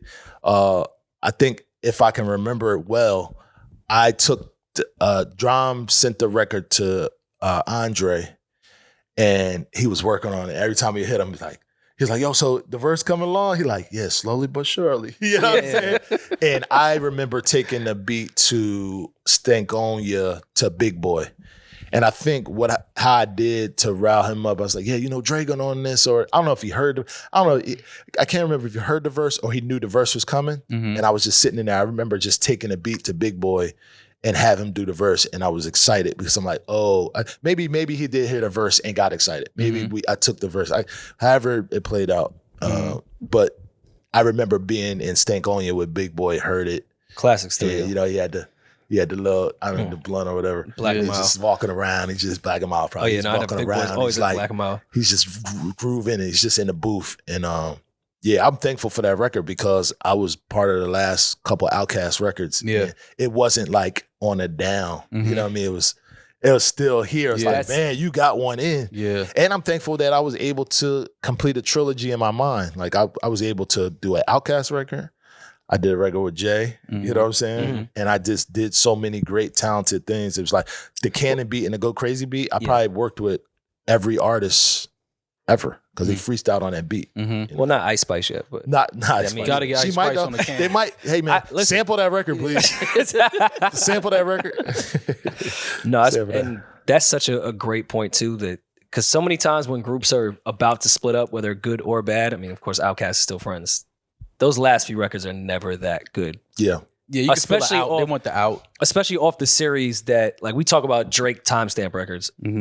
Art of Storytelling is that for Outkast. Right. Yep. So to be part of that and it not be That's trash another thing. You and made- it be that's a elevated, good point, like, too. is It was storytelling. like it was part really of part it. of that series that we loved. Absolutely. Where We skipped you three, could though. fuck this We whole went thing to up. 4, right? Was there a 3? There was a 3. Or was that a It remix? exists, but it's not like on Okay. any album. Who did 3? I don't know who I did don't the know. beat. It just, I think it was 1, 2, and then went to 4. But it might be a 3 No, somewhere. there is a 3 somewhere. Yeah. There definitely is a 3. So I trumped it. I went to 4. Yeah. Yeah, 3 might be some type of Rico Wade beat or some shit. Yeah, it might be. Yeah, I don't know. We can look that up, but no, Artist Storytelling 4 is my shit. I mean, I still think 3 Stacks should have just fucked her. I think he was being a little dramatic. But, like, come on, man. Who can, like, she's already here. That's true. That's true. All right, so And they're probably going to break up once she goes home. She was definitely late. definitely was late. All right, so before we get out of here, man, I can't let you leave without us. I don't want to debate you on this. Yes. No more. Debate. I don't want to debate you on this, man. But since we've last debated, LeBron is coming up on the all-time scoring record. Yes, sir. And I'm sure that's another notch in your hat for your argument that he's the greatest ever. And did you go to the game when he was in Atlanta? I didn't. I was actually out of town. I was in. I think I was in Miami. Okay. Yeah. So we had a heated debate. Yep. For hours. Mm-hmm. Who's the GOAT? Michael Jordan, LeBron James. And LeBron is coming up as the all-time leading scorer. Huge accomplishment for him. So for the last time, I just want to end it here. I just want to end it here. The last time. I just want to end it here. Between me and Don will never debate this again. Yeah. The greatest ever, in your opinion, is LeBron James. And why? Can I give them the story though, bro? Give them the story. Okay, so first and foremost, I'm Kobe. Period. Absolutely. I'm Kobe. Which I don't know why more people don't put Kobe number 2 behind Mike. Well, for a long time it was that, and then I moved in LeBron. But the story goes for me, just so people know and don't get it construed. You know what I'm saying? This is what happened when I was growing up. Yeah, I was a Charles Barkley fan. Okay, and a Shaq fan. I don't know how I missed the Jordan part. I don't know, but I know you. But I understood what he was, and he was great. I'm not debating that. And what he did was unmerciful. Yeah. You know what I mean? But being that I was a Charles Barkley fan and a Shaq fan, maybe because I was trying to play center or power forward, I don't know, man. Yeah. He was a guard, maybe, I don't know. Yeah. But I didn't get a chance to get that. And I felt like being a debater, young, everybody liked Michael Jordan. So I wanted to go against the grain. Okay. You know what I'm saying? I wanted to be like, yo, it's Shaq. Yeah. It's Charles Barkley's better than Michael Jordan. Now what? Yeah. Then I'm like, well, you wear Michael Jordan shoes. I wear Charles Barkley shoes too. Yeah. First shoe I bought was a Barkley, and I didn't get the Jordan. I bought the dinosaur teeth joint. Okay. You know what I'm saying? Yeah. And I didn't get the Jordan. And people was at school like, bro. Yeah. And for the life of it, I didn't. Since some people loved Michael Jordan so much, I went and bought pennies. I had Kazis, bro. Okay. So I see. Okay. So now I understand where it stems from. So it starts there. And then being that me watching Kobe play or playing against him or playing on the same team in those leagues, that made me follow his path because I was like, hey, I'm stopping playing basketball, but I'm watching him win a championship very young. That resonated with me. The first time that happened, I feel like I cried because I put it in the same space as me getting a Grammy at the moment or not getting there yet. Right. It took me 7 years to get to go to crazy from where I first started as an adult making music. And I've watched it. So I walked with him. And then along came LeBron, the actual GOAT. Along came LeBron. As you can see on the screen. That was a dart. Yeah. What I want to do in this debate too, I don't want to say because he's going to be the best scorer ever that there's nothing else to talk about. I want this to live on. I want this to be the Tupac, Biggie, Jay-Z, Nas conversation forever. But I do want to say looking back at my childhood and identifying, it's probably because of who I was a fan of. I would put anybody before Jordan then. And it wasn't a hate thing. It was just like, bro, y'all like him too much. You know what I'm saying? Let's go hate. Might be actually the exact definition of hate. I might be a player hater. You might be a player hater. Yeah. I might be a player hater. Yeah. But I put Olajuwon in front. When they started to bring up, like, he's better than Barkley and him, I said, well, he ain't better than Olajuwon. He ain't better than Bird. What? I was like, anybody. Yeah. Well, I didn't say Patrick Ewing and stuff like that. I didn't want to be disrespectful. Thank you for not doing that. Yeah. Patrick's fire, but I didn't want to be disrespectful. Yeah. But I wanted to be, this is where the debating came from. Okay. It started there. Okay. Yeah, but if we're going to leave this conversation now. Just leave it, yeah. If I ever I met Michael Jordan a few times in the club or whatever, but if there is a chance that we ever get back in the room, and it's private, I I'm gonna tell him to his face that LeBron is better than him. No, you're not. I tell you, you're the biggest Michael Jordan fan. Matter of fact, I messed up. I was supposed to bring you all my Michael Jordan. You were, memorabilia. and I'm mad. And this is why I'm saying I'm still a fan of Mike. I still got the dolls. I still got the sneaks. I got the jerseys. Yeah. I got a lot of Mike stuff in my crib. Yeah. And I wanted to bring it How much all LeBron to stuff you got? I got over time. I had maybe 20, 25 pair of his sneakers. Okay. Right now, I only got 5 pair. Okay. The retros, right? I got a LeBron doll. I got LeBron Wheaties box. I got a couple things. I got some jerseys, but I think I got more Kobe stuff. I got a Kobe basketball. I mean, naturally. I got all the newspapers. I got the doll. Of course, I got all the jerseys. I've had the sneaks, but I think I've got more stuff, honestly, with Kobe than I got with either. But I'm gonna mail you. Do that. I would gladly all the take stuff, that because Michael Jordan is the greatest basketball player of all time. Who's the greatest? He's a Larry Bird fan. Knicks. You can tell. Pistol Pete. So, when they come in there and they get in the comments and anybody want to debate with me, I could go forever about this. No, listen, that was one of the most, Julian always brings that up. Kobe to me is the best. He talks about Personally. it. He's like, yo, y'all was going crazy in there for hours talking about that. One of my favorite mall memories is him just putting his feet on Lake's desk, just holding court. Just like smacking the desk, like because I just can't. Bro, he was boiling. His blood was boiling. I've never seen Maul Because more you know why? What's so animated. funny is we were in Lake's office and Lake was in the office and Maul went to sit at his desk. Yeah, because it's like when you talking about Mike, it's like, hold on, man, let me take center stage because it's just a disrespect. I just can't. I think you're the biggest Mike fan ever, bro. I think I am. Ever. I think I am. There's so many people that I've had this debate with, but one thing I respect about you is you have every fact down. Absolutely. You have every little piece down. So Absolutely. It's like, I can't argue with that because I can't tell you every little piece of LeBron. I can't tell you every little piece of nobody. Listen, LeBron is one of the greatest. I told you I love LeBron more for what he did off the court. There you go. The way he empowered his crew, his friends, his family. To me, that's that makes him the GOAT for me. I'm just talking about on the court. But Mike was just What was on the court? for LeBron. What part was he missing? He was missing a part of heart. What was he No, missing? the one thing for me that LeBron, to me, why I can't have him as the greatest of all time is you can't let a player that's coming off the bench average more than you in the finals. Gotcha. It just can't happen to the GOAT.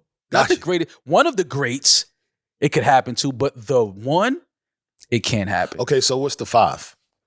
My 5, Mike, Kobe, Shaq, Kareem, Steph Curry. Damn. You see the disrespect right here? How's that disrespect? Where does LeBron fall? LeBron's probably, I put probably Bron 6, Bird 7. Yeah, facts.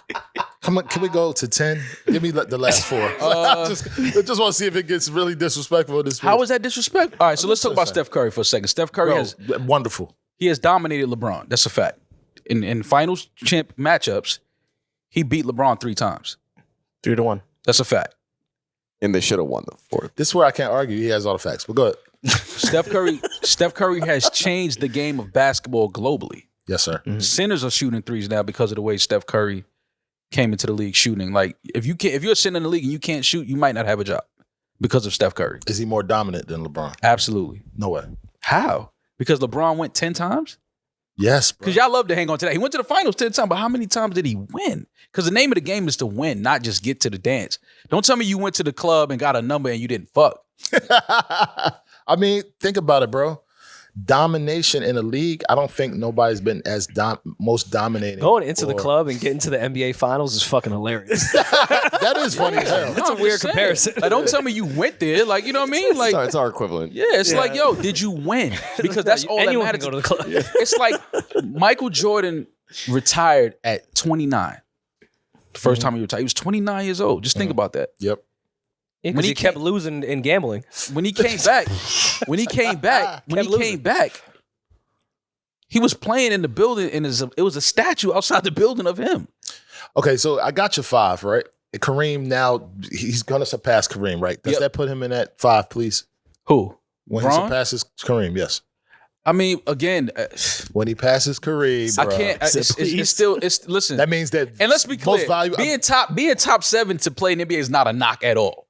Because you know how many players come through the NBA. So being one of the top 7, 10 is not a knock. Gotcha. But the reason why I can't put LeBron above Kareem is because, one, Kareem held the title for so many years of scoring champion, and I don't know how many.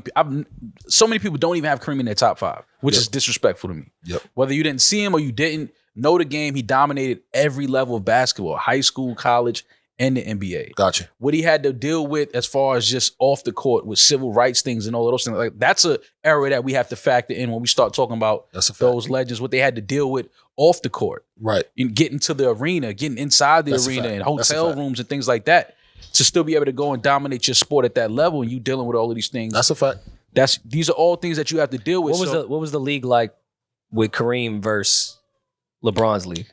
Oh man, it's first of all the game, and that's another thing. The gameplay. It was because Jordan. I think that's a good thing to say, but Kareem, I don't know if the league was the same it was when he was the tallest player in the league. Like he was not the tallest player in the league. I think Wilt was taller than Kareem. Yeah, but his arms, both of them arms up is 15 feet. Yeah, but again, he dominated. When you say dominate, it was like he dominated. You're not going to beat him. Like it was like you're not going to beat that guy, and I don't feel like. I don't know if it's because a lot of these younger players that play with LeBron, because they're fans of him, they go to his camps and then they make it to the NBA and they're just like, oh shit, like I went to your camp and they're fans, but it's not the same level of fear. Right. Like when Shaq walked into an arena, when Shaq, teams were scared of Shaq. Teams were scared of Mike. We're good. We got Kobe, we got Mike, we got Bron. I'm not mad at that. Jordan, Jackson, Tyson. Listen, right? I'm not mad at nobody. Mine's subjective because I hated Kobe. Like why? I was a Knicks and an Iverson fan. Oh man! When you're a Knicks hated fan, Kobe growing up, but like I always thought Kobe was by far the best player I'd ever watched in my entire life. JD and Puff are having quote unquote verses. Yep. In Atlanta, and I've had the chance to sit in the studio with JD, and he pointed something out that I didn't really think about, because if you just go off of the initial reaction, yo, JD versus Puff, who you got? A lot of people are gonna go Puff, but JD pointed something out that he has records with Big that he produced. He has records with Little Kim that he did. He has records with Mace that he did. Mm-hmm. So when he started playing those in the studio, I said, oh shit, and these are bangers. These gonna go off when you play it. As somebody that is from Philly, North, has spent time in New York, so you know what Puff's influence and what it felt like, but also in the South, in Atlanta, so you know what JD's influence is. In a versus between JD and Puff, who do you take? I'm going to say it's a draw. And I love Puff because that he catered to my lifestyle of what he was doing. I mean, a lot of people don't know this. In my early years, I was signed to JD through Black Market. I believe the name of the company was. It was two DJs, Trauma and Mars. Mm-hmm. And I was signed through their venture with JD. And just knowing the stuff that JD is a menace in the studio. Mm-hmm. You know what I'm saying? Absolutely. Like he's a menace. Mm-hmm. Like I've seen him do a lot of things. I've seen him become a businessman afterwards. Mm-hmm. But I mean, to grow up off Puff, but still grow up and love Crisscross, and love the Brat, and love Money Ain't a Thing, and then see it move into Confessions, and then Mariah's probably arguably the best album ever, Emancipation of Mimi, next to Butterfly. Like those involvements alone would make me almost say it's a draw, almost, because if you had a total, you had an escape. If you had, you know what I'm saying? Yeah. If you had and I'm gonna say too in the career, working with kids isn't the easy thing, bro. He had maybe three successful albums with Crisscross, 2 successful albums with the Brat. You know what I mean? Bow Wow. And let's not forget Bow Wow. Like that's hard to do, bro. Like it's everybody's dream to have that young rapper come up. In the verses though. Yeah. No, it doesn't, because contrary to belief, like you may be in there and hear, the Luther Vandross, "Let Me Hold You," which him and No ID did together, but it was like you may you may that was a bop. Yeah, you might hear some of that stuff like Funktified is a bop. Absolutely. You know what I'm saying? I think Jump, warm it up. Those is bops. You might be like, I ain't want to dance to this, but it's John. You know what I'm saying? Yeah. I think JD beats Puff, which sounds nuts, in the R&B category. Outside of everything, JD really produced and wrote these records. So, but that's a separate conversation. We're just going off their catalogs. Cool. I do think Puff is the greatest ear outside of Quincy Jones ever.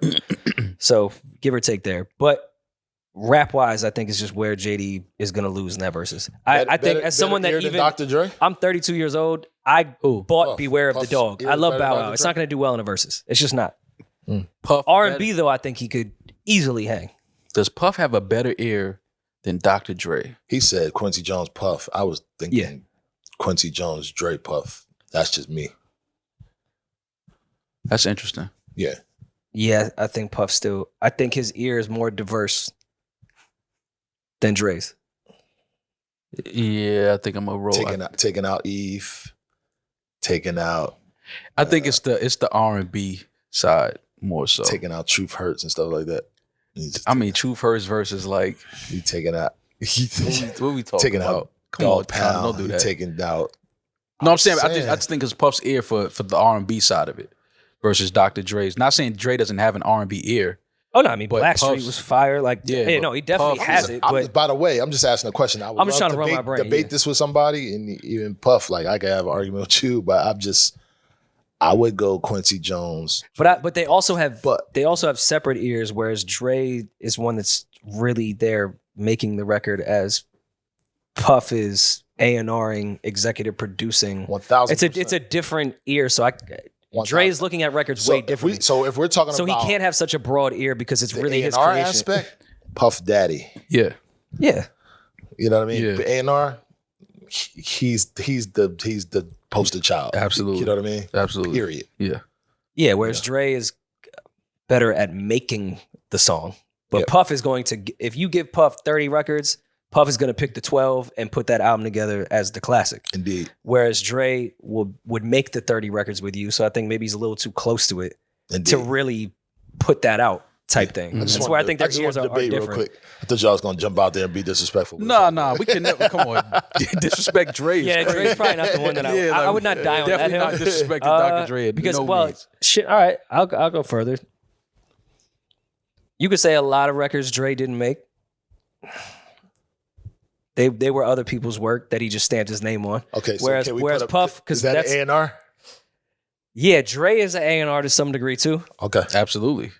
Scott Storch is an A&R move. Yeah. All his ghost producers. You know, I had this argument too. Again, even though let's hypothetically say that Dre didn't do it, right? It was Dre's formula.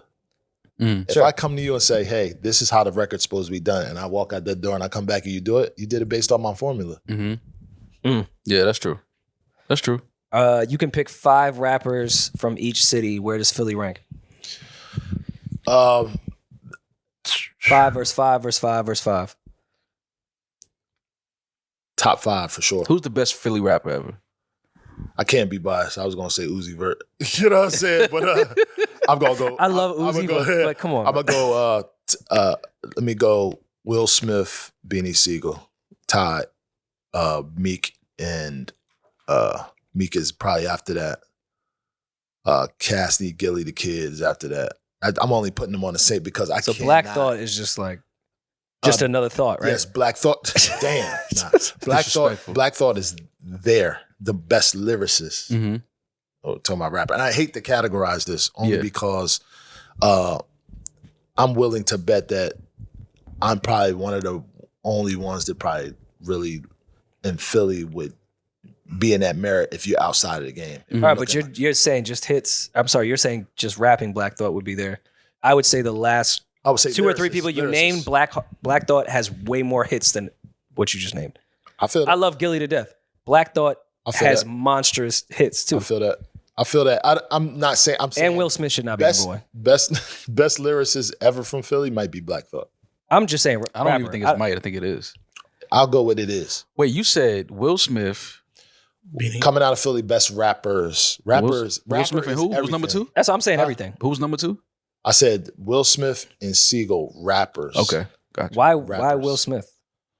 Because he was the staple in Philly, and some of the stuff. Take the staple out. First Let's Grammy. think Didn't about- Will Smith okay, win the let's take first the hip hop staple. Grammy? He won the Cool, first let's- Grammy, right? Yeah, he said take all that out. Take that part. Oh, okay. His first couple of records was incredible in the rap game. Mm-hmm. I think I could beat Mike Tyson. Parents just don't understand. For sure. You know, those I think records, Big Daddy right, Kane is those- incredible. Jay-Z's better, but that's what I'm saying as far as that Rakim goes. wrote Summertime, didn't he? So they say. It sounds here And, it is. and a chance. didn't Nas write Getting Jiggy with it? Or Nas wrote one of them records. We talk about we Fresh Prince and I, man. Y'all talking about Yeah, he later took- on. I And don't you know. guys was the one behind Quentin Miller. It's all adding up. It's a Philly thing, huh? Yo, Quentin not from Philly. He's not from Philly. No, he said y'all are from Philly. Yeah. Doing wild shit. And Meek involved with it. Yeah, it's a Philly thing. Oh, That's shit. crazy. Oh shit. What is with the I like how y'all ghostwriting did Philly? I like that. We're talented, bro. We're Y'all are. talented. But Philly's always been and probably always will be the home of the. Yeah, the I left out spitters. EST, the App Nicholas one. I don't know if y'all know about him, which was Greatest Man, a lot of funky dividends. Yep. Times Dope. Mhm. We had a lot of great rappers. Like I was saying, Steady B is up there, Cool C. But when I talk about lyricists, it's gonna be Black Thought for sure. Absolutely. Talk about I'm like, not. I can't there's argue. I will no never fucking argue debate. And they've got Grammys. They've built so much in that city. Mhm. We're standing on that hands down. I'm Absolutely. talking about rappers. I'm talking about everything together. For sure. I'm talking about what they've done. Mhm. And that's why I said the last three you Yeah. named, I felt like Black Thought may have more accomplishments and hit records. Yeah, at one point they debated Beanie Siegel might have been better than Jay-Z. I heard that. Oh, that was I heard that. Yeah, I heard it was a thing up north. well. We heard Nas started that. on Ether. He said Beans is Where you better heard than that at, Don? Don't tell me you on heard Ether. that. Where did you hear that? It's on I heard Because Ether. you can't forget where you heard that. That's Bro, it was blasphemy. an argument. So not to spill the village, I was just doing a talk with Math, and that's where it came from. Because I never heard it, but then now it's in my ears. Like, wow, they did come up with something that Jay was better than up north. I was like, oh, I didn't know that. You know, I'm willing to not debate that. Beans is one of the greatest. I'm not gonna I don't debate think that. he even gets talked about enough. I as bring he his needs to name be. up in most interviews because I'm like, bro, he needs to be heard. Absolutely. That's I'm with ridiculous. you on That favorite rapper as much as he did, and I'm glad you got that. And he needs to be heard, bro. That's Absolutely. different. You know what I I mean? would never argue. Beans first. But that's why I put him up there. But I got to put Gilly in there. The disrespect on Gilly's name Gilly is, can rap. is beyond. Mhm. That guy, bro, I remember being 18, 19 and seeing him walk down the street and they was just on him. Mhm. He was a guy. He rapped, Dutch and Spade, all these guys. The history of Philadelphia is Philly's most pound wanted. for pound, most cities. Yeah. Was Wayne living in Atlanta at that time during the Gilly Wayne back and forth? No, I never remember Wayne ever living in Atlanta. Okay. I never, Well, I seen when him maybe in and Your out. relationship with Wayne, what was it like though? With that whole Gilly situation? To be honest, I didn't have, you want to hear some funny shit? This some funny shit. We had Willie the Kid, and when Wayne, he did like a freestyle, he was like, I don't got no time to deal with Willie the Squid.